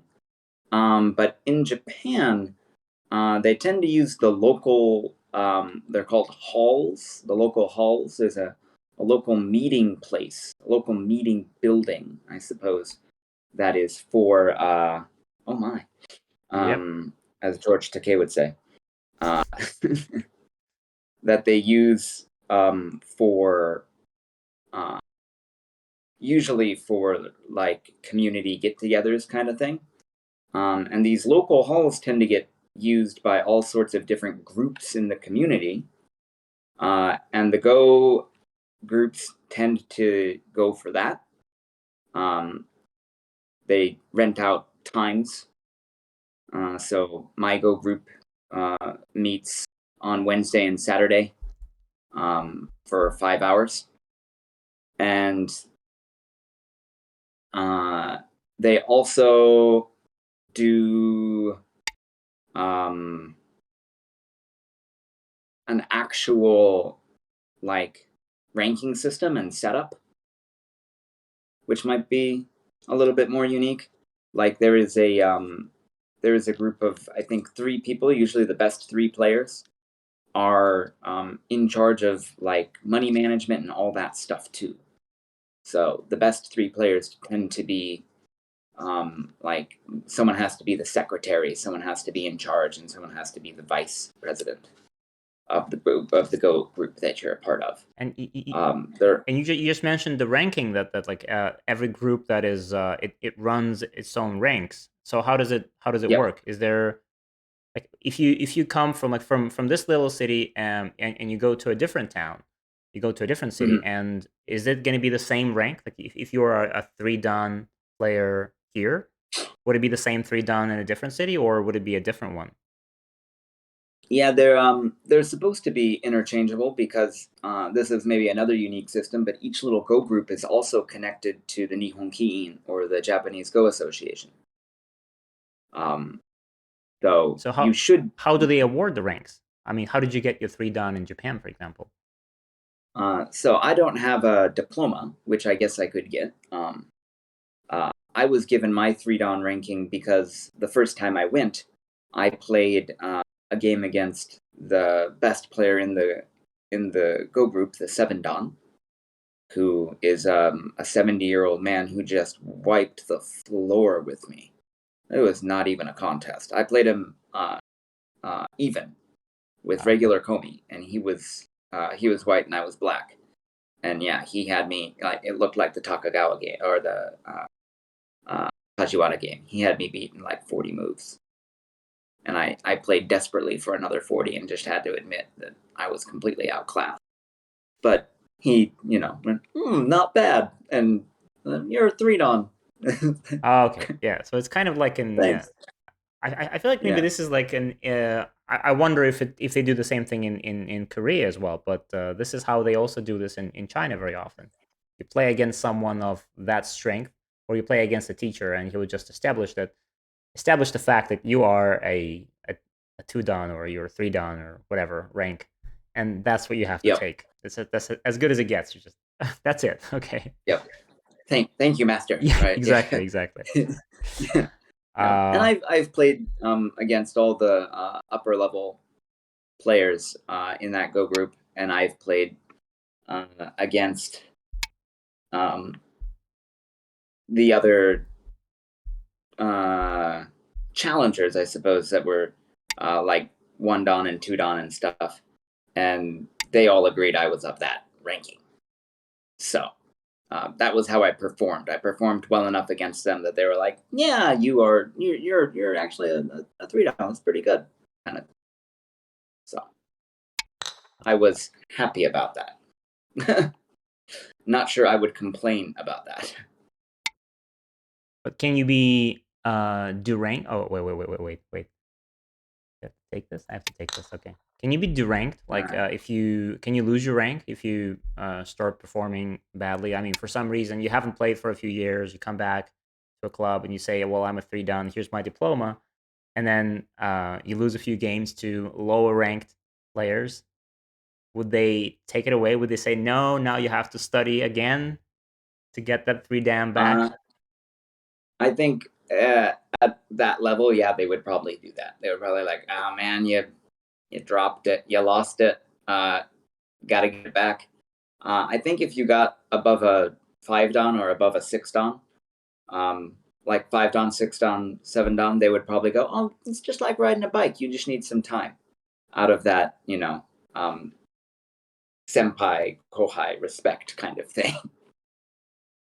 Um, Okay. but I think also when you get to that level, I'm not sure you do forget how to play ever. If Well, you get to the 7 dan amateur level, I don't know how you could ever forget how to play. you can probably get a little rusty, like you haven't solved a lot of life and Yeah. death recently, and you just your reading is not that sharp anymore. perhaps Are that. you I mean, trying to of say I'm course, you doing have the very poorly fundamentals in this down. game? Yeah. No. I think someone. Wait, let me see if someone just asked us. Oh wait. Tangjie, I'm sorry. I've missed a lot of your comments here. You said that I imagine if you're teaching middle school, knowing the translation to English equivalent helps. Absolutely. Yep. Because if they ask me what this word means and I'm having trouble getting them to understand, I can just say the Japanese. Yep. If they're like, study, study, I don't know what study is. Thank you.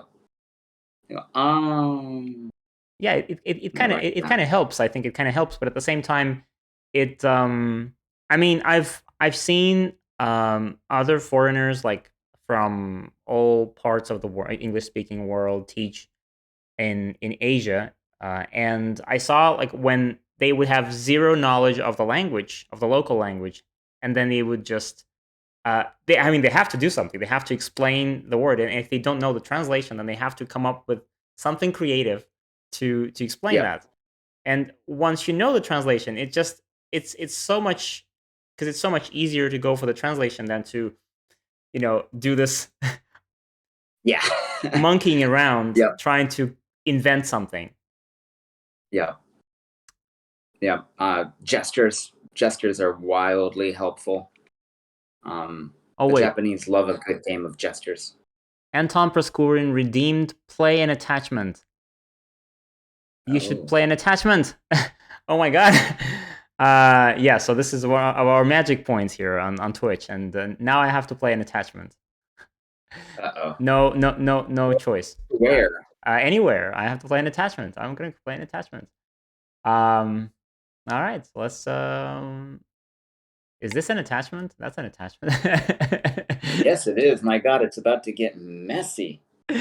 Well, I would never have played this. I hate attaching to weak groups, but I have to. Thank you, Anton. Yeah. He's your friend. I'm gonna revenge. You know that. Thank you for that. Yeah, I think you're in trouble now. No, you're not in trouble. No, I'm just I gonna. may have misread my squeeze. As long as Anton doesn't do another attachment right now, that I have to I don't know attach where once you'd again. attach. So before he does, I'm Where? just gonna respond and save the stone. Fair enough. Remember to cut without thinking. Thank you, Tangjia. Thank you. Yeah, cut without thinking.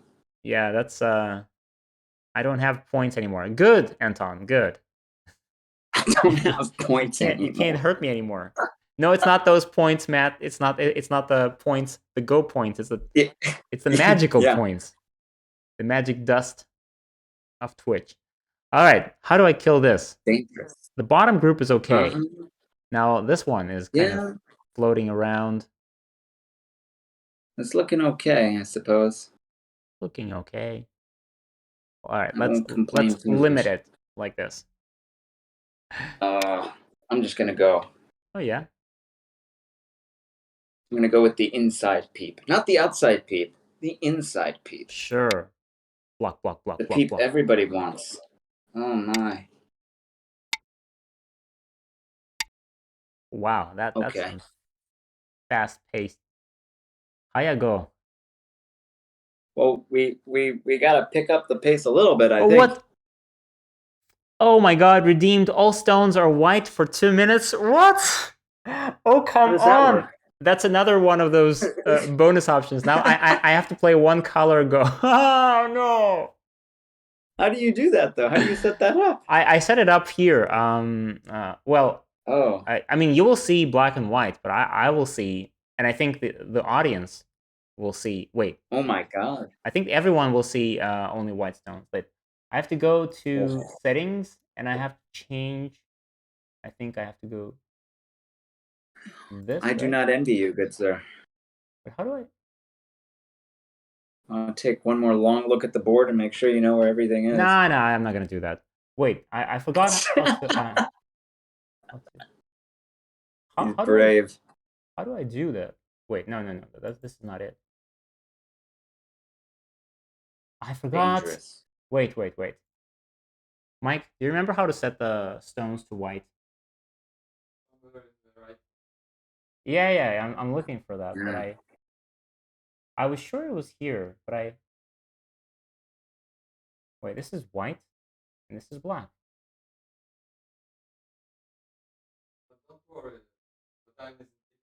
Yeah, Anton, I need your help. Thank you for that. In the top right, press F. You're welcome. Yeah, sure.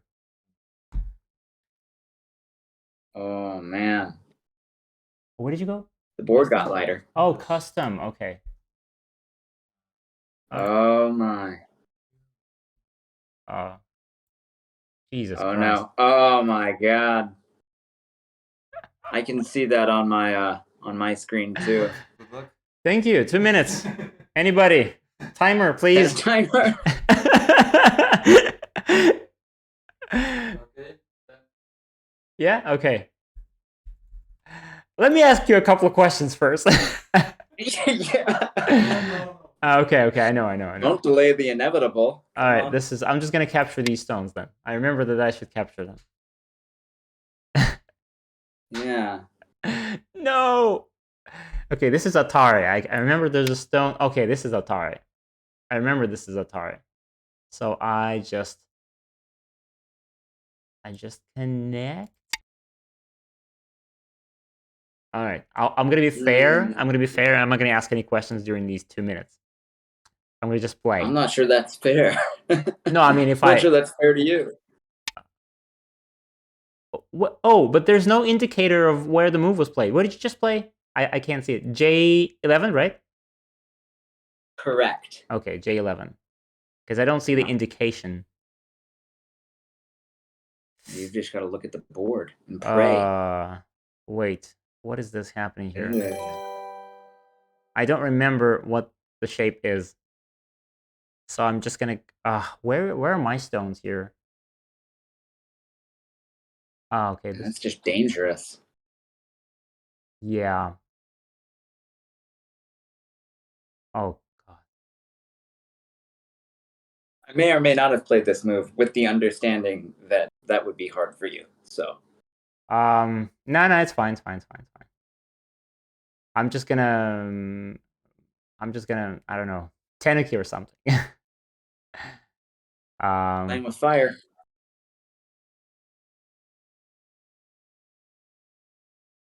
Let's do this. Let's Oh. Tenuki.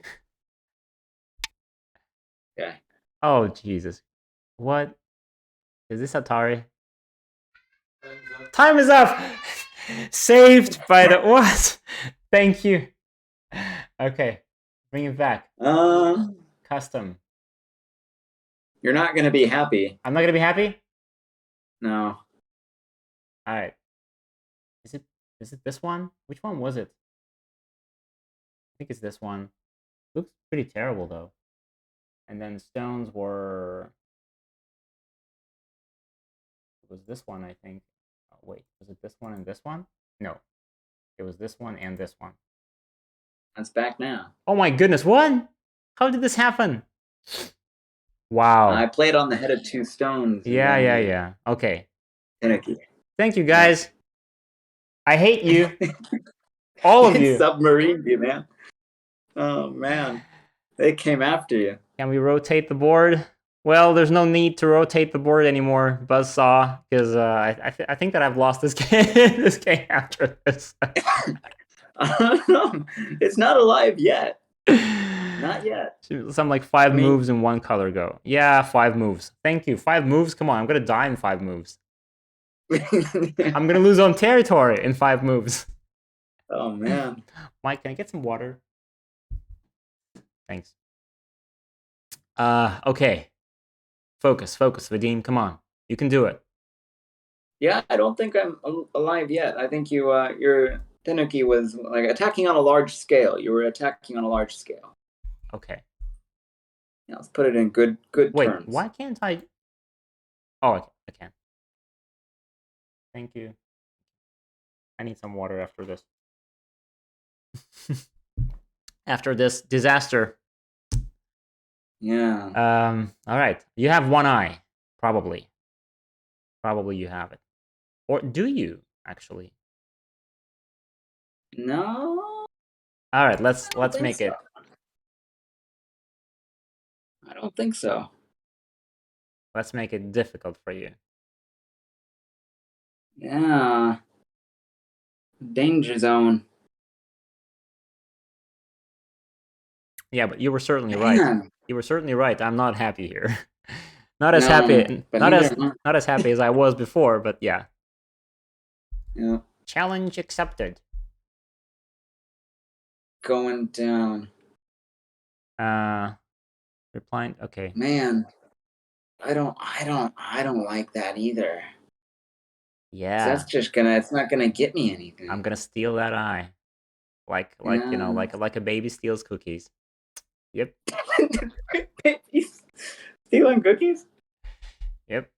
What an image. Aha. I got him scared. Okay. Yeah, So man. he wants to make. Okay, Matt wants to make eyes at the top. Like he's saying that he doesn't care about those two stones. Which, yeah, understandable.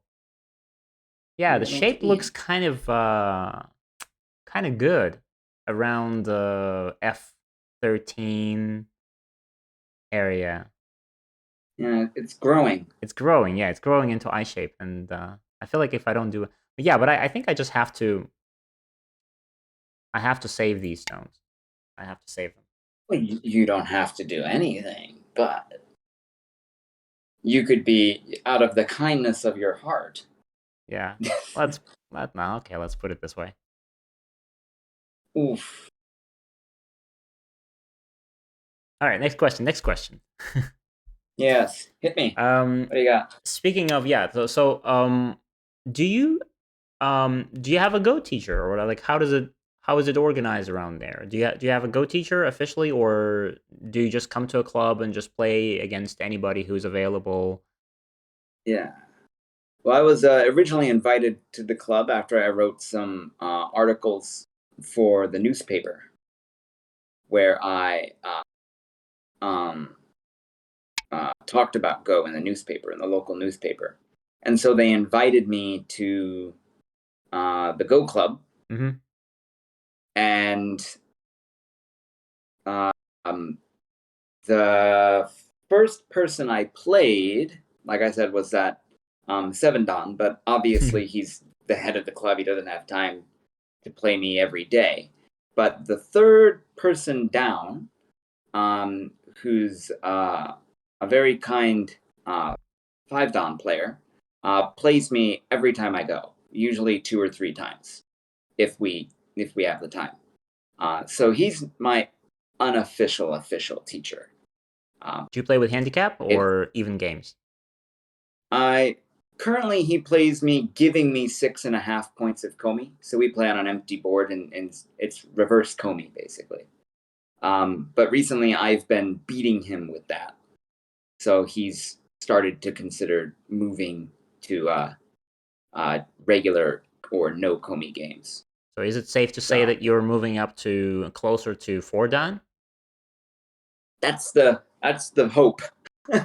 And do you have do you have a plan in your Go studies? Like, would you what is your ultimate goal of climbing that Go ranks ladder? How far would you want to go? I'd love to eventually get to that rank of 5 Dan. I think the dream is 5 Dan.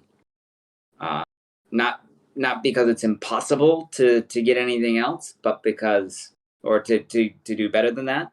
But I think once you get closer to the pro level, you start to maybe forget about some of the magic of the game, if I could steal our word, right?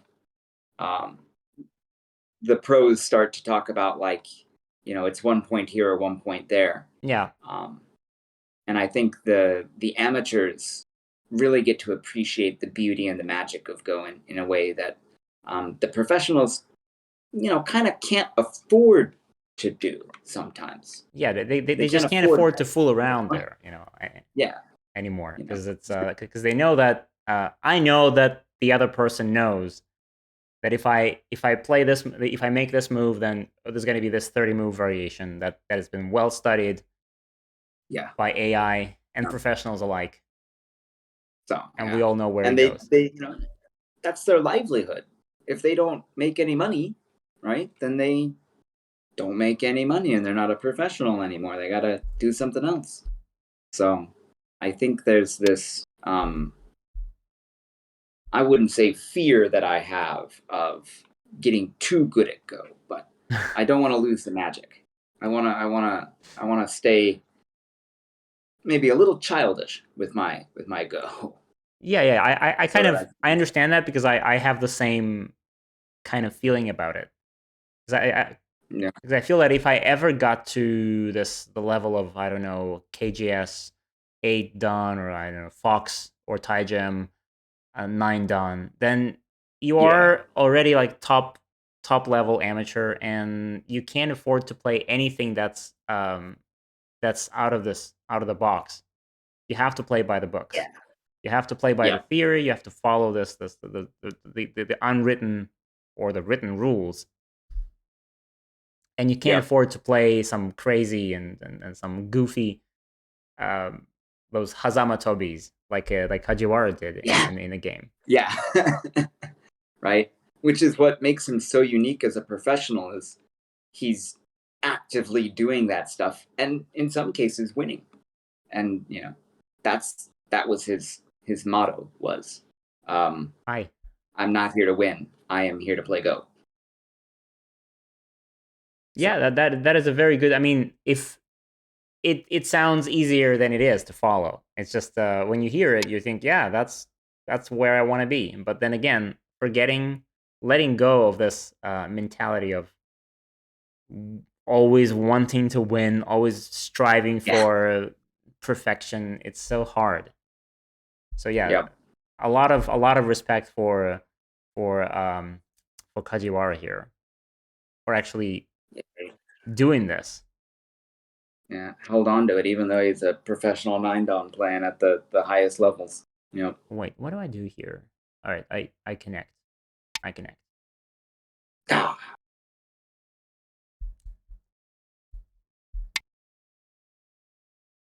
Have I missed anything in the chat? No.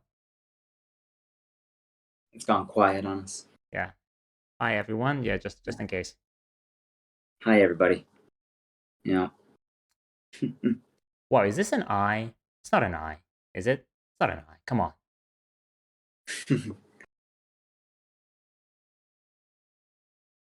Don't even pretend it's an eye. It's an eye if you let it be one.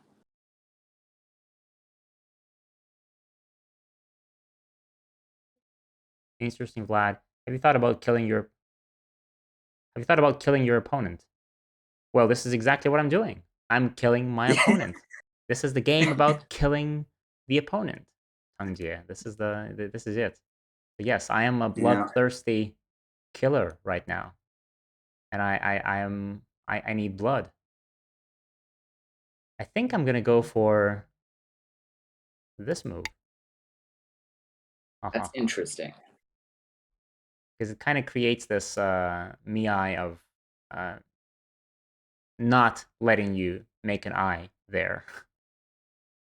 Yeah, it's not what I was expecting. I was expecting B12. Yeah, B12. B12 was my first instinct. And then I thought, hold on a second.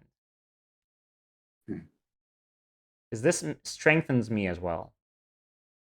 Yeah. Yep. On the yep. my two stones, the C10 and D10, they're kind of weak a little bit, and this strengthens them. Yes, they were. You have made it difficult, lemon difficult. Yes. And that's a joke because nothing rhymes with lemon. Or nothing rhymes with difficult. Yeah. Let's see. Oh my. Oh my, I don't like that at all. Why couldn't you have been predictable and played B12?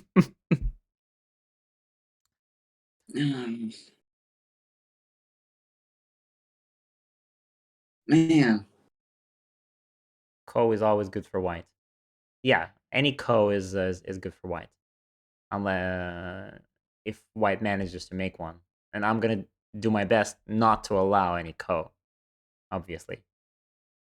And there is no ko as far as I can tell. Because if I drop down to B12, you can just connect. And there's no I, because there's me I of B13 and C D D10 D11. I think there's an I somewhere in the middle because you have this move at you have a G13, right? And it almost makes an I. I think it's almost an I. Close. Very, Which very is, close, I was yeah. trying to create some forcing moves, but it doesn't look like it quite panned out the way I wanted it to. And this G13 also kind of creates the potential of making an I somewhere around E12, right? Somewhere there. Yeah. Yeah. There's a squeeze that could possibly happen too, but it's not going to. No. So black No, cannot you're play too D11. Yeah, you're Anton too says, good for that. Grandfather Frog, thanks for the stream. You're welcome. You can and yeah. Hopefully we're entertaining. And we're recording this, so you can always, if you don't have time, if it's too late, you can always watch the end of the stream later on YouTube. Okay, that pretty much. I'm watching it tomorrow. That pretty much guarantees. That pretty much guarantees the I. I think, right? At H13. I don't know. It's too late in Japan. Yeah, it's too late. Yeah, we're forcing you to stay up. It's like 1 o'clock. It's like 1 a.m., right? Yeah, but that's fine. I'm happy to stay up and play Go and chat. I mean, tomorrow is a vacation day here. It's a national holiday. Yeah, and it's probably thanks to that we are actually we can do this live stream. So yeah, vacation is a great time. The winter break. All right, so what do I do? Yeah, winter break. What do I do? Wait. Let me live. No, that is not part of the plan. Well, I have to say. Does someone have magic points they can redeem? Yeah. Letting white live. If anybody had magic points and like forced me to make the whole board white again, this would be a pretty good time for that. You make the whole board white, and probably I get lost and I lose the game immediately. Okay. Not gonna happen though. I don't think. Not plausible. I hope not. Well, I'm just gonna. Oh, this is a nice move. Like this. Oh, that is a nice move. Because it threatens the eye. That same precious golden eye.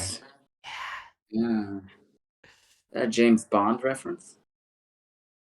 Yeah, it was kind of the Lord of the Rings James Bond all mixed up. Tenuki. Does Japan also celebrate the Lunar New Year? Asks Tanjiro.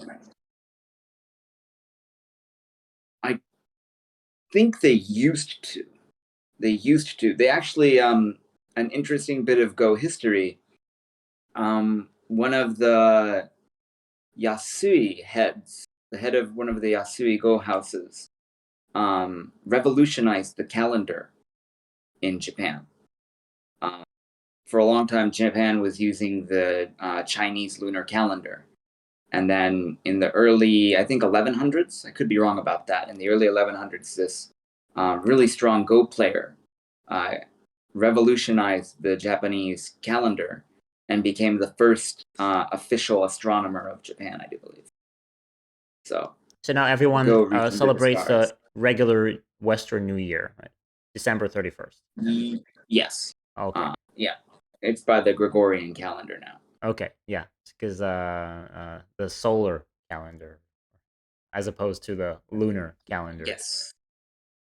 Yeah, because in China, as Tang Jie mentioned, in China they do celebrate the regular New Year, but it's not nearly as big as the Lunar New Year, the Spring Festival celebration, which shifts its date every year. Ooh. But that's when like That's the not. whole. It's pretty much like Western Christmas when the whole family gets together and Oh, and okay, that's there's nice. lots of firecrackers involved. Ooh, that is an unexpected peep. Let me respond. It's Oh, a dirty what? go Next book is move is what that is. Tenuki? The unexpected peep. Wait. Oh, my next. Redeem Tenuki. Oh, someone redeemed play Tenuki. What is it so cheap? Why is Tenuki so cheap in this game? Tenuki means everything. Ah, Tenuki. Oh, Okay, I have that to play might have. Tenuki. That might have. That might. Oh man, I don't know what that's gonna do to you.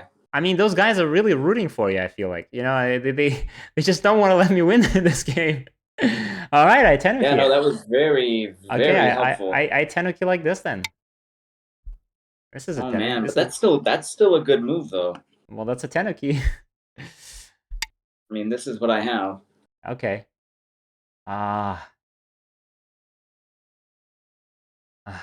Leia, thanks a lot. Yeah, I think though that your Tanuki was pretty good. Tanuki was pretty good there. That's pretty solid. Yeah, but I'm not I sure I'm have gonna... to. Something is gonna die. Either the stone or the two stones. So I feel like I have to. God damn it. All right. Play F13. Well, F13. Oh. And this is exactly what I played. Yeah. Tangjie, yeah, this is exactly what I played. Yeah, thank you. Yeah. Thank you for the Yeah, suggestion. that is a great cut. And I mean, it looks like I've captured them, but I don't know if I have, and I don't know if that's if it's gonna give me life. Don't think it does. 1 more minute until your doom. He says, don't even think about it. Don't you even think about that. Until you're doom. Young man. Until you're doom, he says. I think he's gonna redeem some more points and force me to do some something bad. Now, quick, redeem. Ask me a question. Anything. All right. Yeah, that's about time. Yeah, I was just too busy fighting through this mess. Oh man, I don't think though. I think there's a shortage of liberties though on the right, on the left side, on the top. If I try and block you on the left. Thank goodness that shortage of liberties. Yeah, there's a shortage of liberties there. Okay. Jesus. Yeah, so the question I wanted to ask also is that we've talked about the Japanese etiquette and Japanese politeness, but does it find its way into Go as well?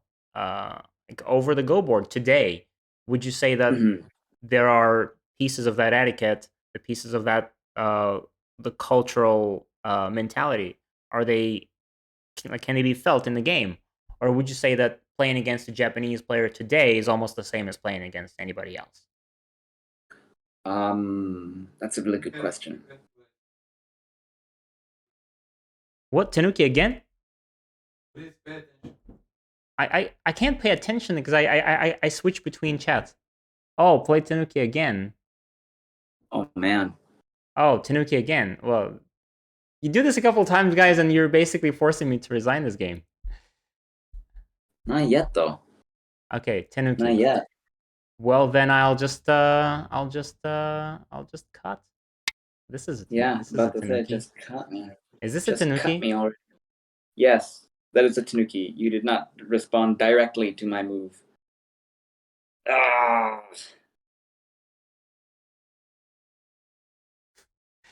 Damn it. I mean, man. I think to answer your question, yes. The cultural politeness and things like that definitely has a part in the game. You probably don't want to beat your teacher by too much points, for example.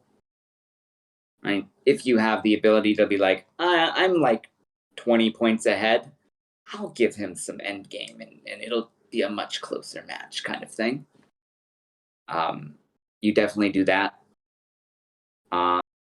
And you, I think, definitely need to be respectful about who you're playing, and if they chose to play you or not. So, being the newest player, I just come in, and if anyone says, "Hey, let's play a game," I say yes. I don't ever like point at somebody and go, "You, let's go." Like it's I am on. I might not be the weakest player in the group, but I'm definitely the bottom rung. Oh, okay. So even at 3 Dan, you're feeling like you are at the bottom tier of the local players. No, like I'm in the middle of the group in terms of strength. There's quite a few 1 dans and 2 dans, but I'm the newest player. I've the group that is there is about 16 people, and they've all been part of the group for a long time. So I see. Okay. Even if I'm stronger, I am newer to the club, so I have to be more respectful, kind of thing. Kohai says Mike. Oh hi. Kohai, I don't know what it means. Yeah, kohai and senpai. Oh, Kohai and Senpai. Okay, that's the forms of addressing. Above and below. Yeah. Oh, so kohai and senpai. And Buzzsaw is asking, are the Japanese ultra respectful of the elderly, or are children more like Western kids in their dealings with the teachers? The children are very respectful for the elderly. Usually because that's a big part of the culture here is you be respectful to grandma and grandpa. But also the older people are maybe allowed to get away with some stuff that some of the younger generation isn't. Like it's grandpa being grandpa kind of thing. Mm-hmm. If that makes sense. Yeah. So if you're mean to grandpa, he might smack you upside the head, kind of thing. But also they are taught from a very early age to be respectful of the elderly. Darn, I was hoping you were going to take the ko. Nope. Fine. Can I play here now? Wait. Here. Yep, you have to. Yeah. Pretty much this is the only move. Like I'm just surviving by the skin of my teeth here. Like not losing the game yet. But barely holding up. I don't think I'm gonna last much longer at this rate. Oh, I think E12 is your move here. Someone said E12. Yeah, that's what I played. Okay, good. I'm just to be fair, I played it first and then I read it later. What is the? Oh, Mike is asking. What is the average age in your Go club? Age of players. I'm guessing. Oh man, that's a difficult question because the Japanese will fool you with their age. So the teacher that I play all the time, he looks like he's 50, but he's not. He's probably closer to 65. And quite a few of my quite a few of the teachers are around that age. Quite a few of the players are older men and women. But it's hard to guess. If I had to guess, I'd say the average is 50. So they all look younger than they actually are? Yes. Oh yes. One of them is 95 years old, and he's still walking and like talking coherently and stuff. And it's like I can't imagine how you are 95. Time to resign, says Mike. And yes, I agree with him. It's time to resign, unfortunately. Yeah, I think that throw-in won me the game. Yes, it did. White wins. Congratulations. That was... It was a good one, though. Although it still says you have 100% chance of winning. Oh, yeah. Someone could have redeemed Tenuki on Matthew, Yeah. Exactly. Good idea. Oh, man. I didn't know they could do that. But everyone likes me, right? Everyone. Yeah, they everyone's all my do. friend, They all yeah. do, Matthew.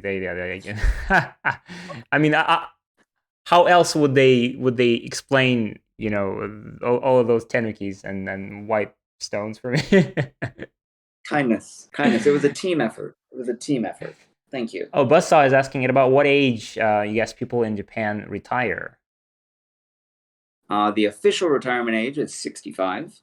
But if they wish, they can continue to work. But the suggested age that you please retire is 65. Yeah. Okay. Wait, Yeah. let So me just for a second, let me get back to the regular screen so that we don't see this mess of black and white stones anymore. What a mess. that was a good game, though. Yeah. Oh, I'm not sure those two they're Tanukis asking me to really show did. why I resigned. Oh, let me show. Ah. Let me show why I Yes. resigned. Review this game. Yep. Review started. All right. So, well, if I take the stone right now, white's gonna play here. I need to connect.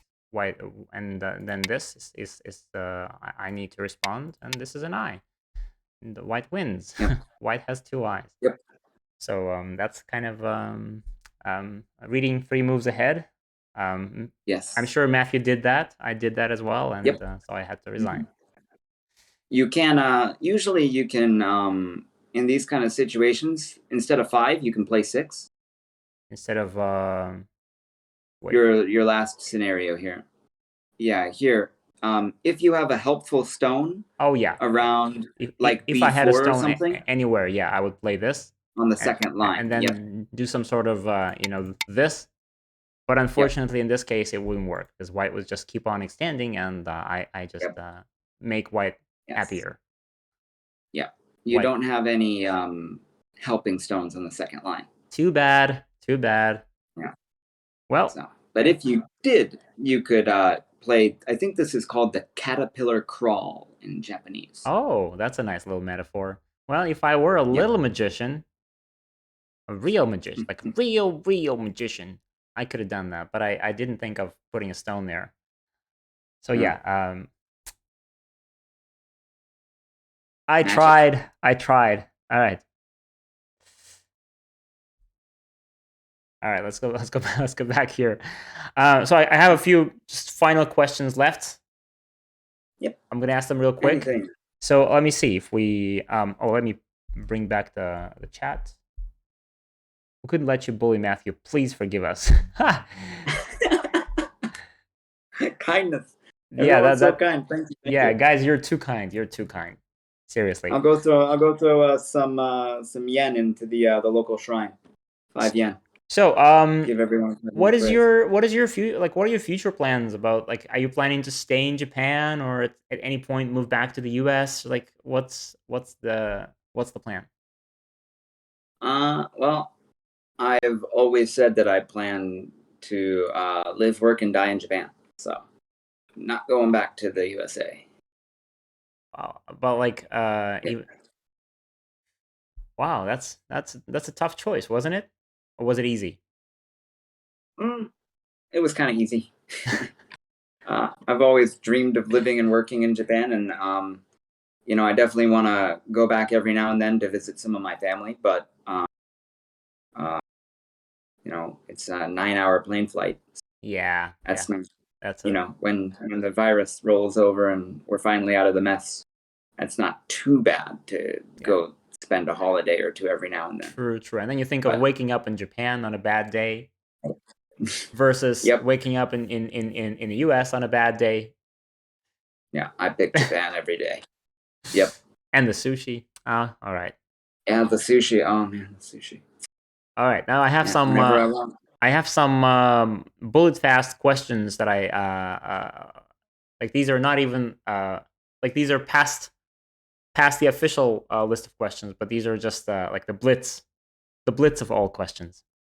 Now, question number 1: do you have a kimono?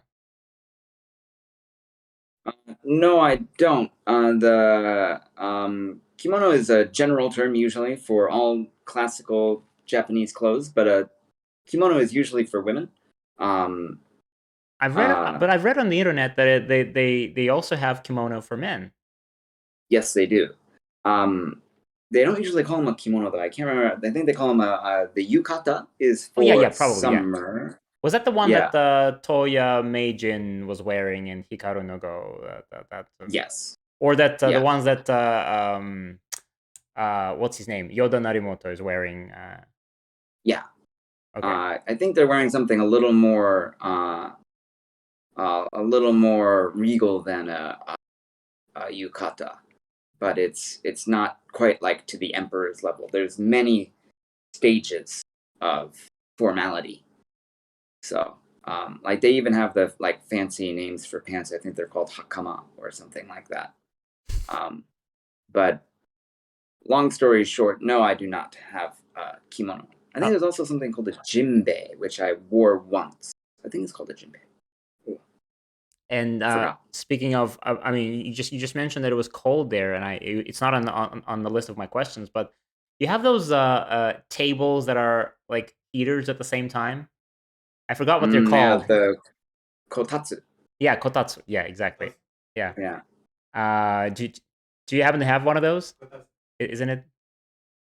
I want one, but I don't make those decisions in this household. I have an electric carpet instead.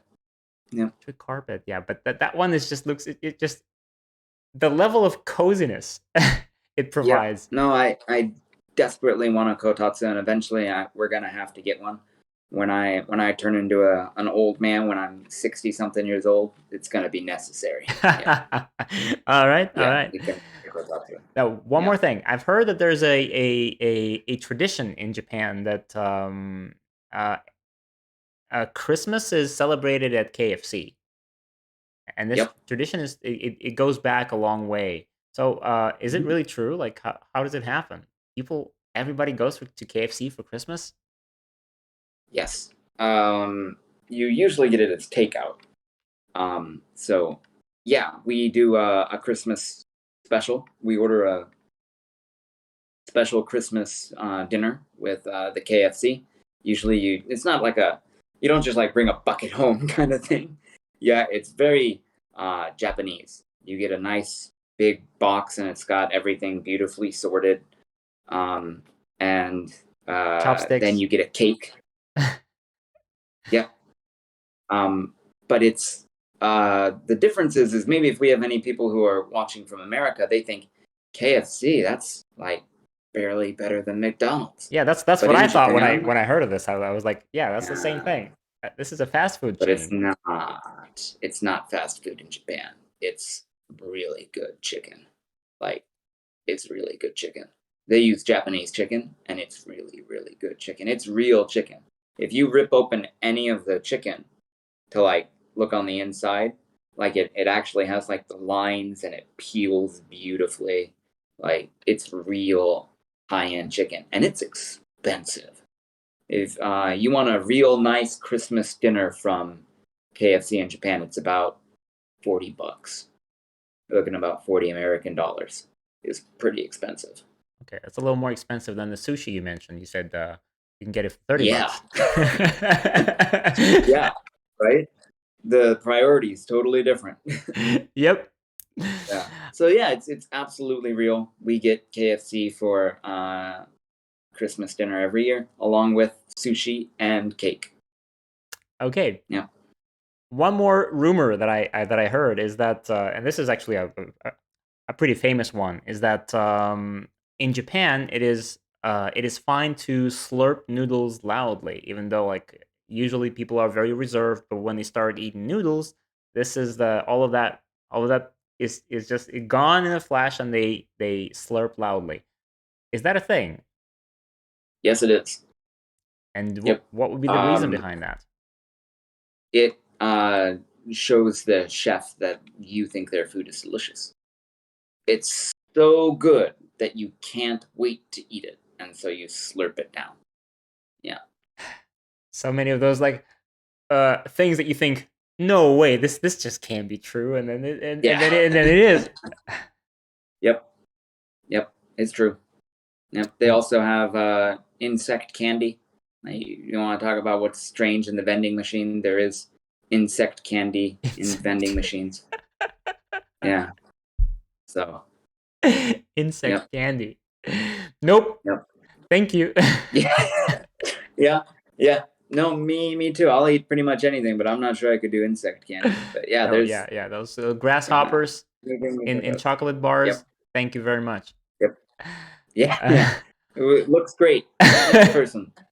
Moral of food in Japan: good food is expensive. Yeah, that's obviously true. And It is. final question, final Blitz question. There's those famous pictures of subway or train station workers whose job is to cram people inside, like on rush hours. They cram people inside train carriages. Is that a thing? Like, these are all over the internet. Have you seen them? Yeah. I have never seen one in like real life. Like I've never seen a train so full that you need to pack people in it. But I have been on a standing only Shinkansen where there's no more seats and you have to stand. And I have been inside what is literally a pillbox. Yeah, you feel like you're squashed for sure. My boss told a brilliant story about one time he was on a train back from Tokyo, and there was a guy got on the train with him in that standing only kind of section where there was no space, and he didn't take his big puffy winter jacket off, and he actually like got so dehydrated he fainted, but nobody noticed because he was so packed into the train that he didn't fall over. So at the next station, when people got out and he just went and fell over, everyone was like, "Oh my god, when?" So 5 stations ago. yeah, he's not okay, right? Like, so I've never seen anyone have to get like smushed in before, but I have seen some crazy personalities, and I have seen some trains that are like, I don't think I want to try and get squished in it. Yeah. All right. Yeah. That's it. Matthew. So thank you so much for this interview. This has been a real pleasure, and I'm really sorry that it took a lot longer than as always than we had anticipated. We wanted it to be something like an hour and a half, and it's actually 2 hours and a half. So thank you so much. Thank you kindly for doing this interview. It's really late out there in Japan. And we are really looking forward to, like, once all those technical things are out of the way, to start getting this course in pieces from you, and we're looking forward to seeing this entire thing when it gets filmed and edited. Yeah, I'm excited to make it, and I was overjoyed to be here tonight and to get a chance to talk with you and answer some questions about Japan. And yeah, it's late, but I am having a wonderful time. So thank you very much for having me. All right. Let me get to Discord. All right, then. See you. Yeah, see you next time. We'll be in touch, I'm sure. I don't know which way you should I do wave. another live stream sometime, revenge. Yeah. We'll try next time. I'm gonna be white, and and there's gonna be no Tenuki options. Yeah, no, it's gonna be much harder, I'm sure. Thank you once again for the viewers' help. All right, it was wonderful. So, bye. See you next time. See ya. Bye. All right, now I need to switch. And here we go. Imagine there being a Tenuki option. Yeah, a Tenuki option. A Tenuki option for your opponent. When you force your opponent to play Tenuki. Well, I guess this is actually one of those things that is available in Poker Go, and this is something that we'll do one of the live streams. We'll definitely show it on the live stream. And thanks, that was fun. Yeah, that was fun actually. Yeah. Lots of questions, lots of things that I didn't know about Japan that I got to ask and find out, and also the game was a lot of fun. So yeah, I was thinking that we could maybe play another game after this, but I definitely I didn't see it coming. I didn't expect the stream to be this whole interview and the game to be so long. So I guess we'll just have to call it a night. I'll play you in Hidden Trader Go. Hidden Trader Go. What is that? It's like Rengo when you don't know who your partner is. It's one of the three. One of them is actually playing in my team. Yeah, but we could definitely play. I think we've played already, right? Tangjia, we've played once on one of the live streams. Oh, has many variant goes. Okay. I think. Yeah, we played 9x9. Yeah, and I lost. I remember. I remember my losses. I remember who my enemies are. Yeah, I'll check it out later, and yeah, because other options of Go are other variants of Go are always fun. Vadim, don't forget to make a raid. Okay, I won't. One of the stones you play is randomly the other color. Okay, that doesn't sound like fun. That sounds like one of the games that I'm gonna hate. But yeah, I am sure. Mike, how do we make a raid? No, I mean where? Oh wait. Oh, this is Discord. Wait a second. I am on Twitch right now, and I'm looking at myself actually. So where do I go?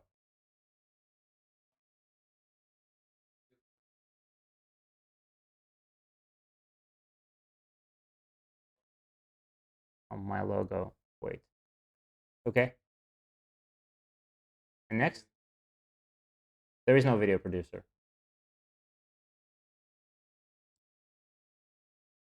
Raid username. Maybe. Is this? Yes, you are.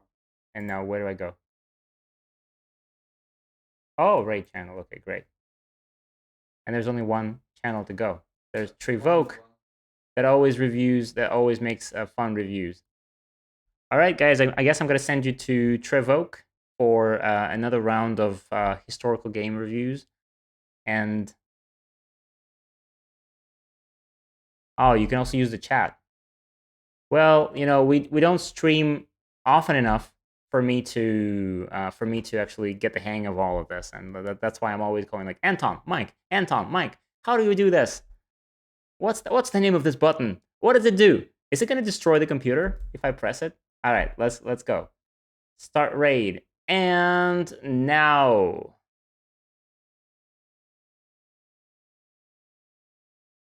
It's ready to raid. So I'll see you guys later. I'll see you guys next time, and we'll do some more fun activities and some more interviews. Bye.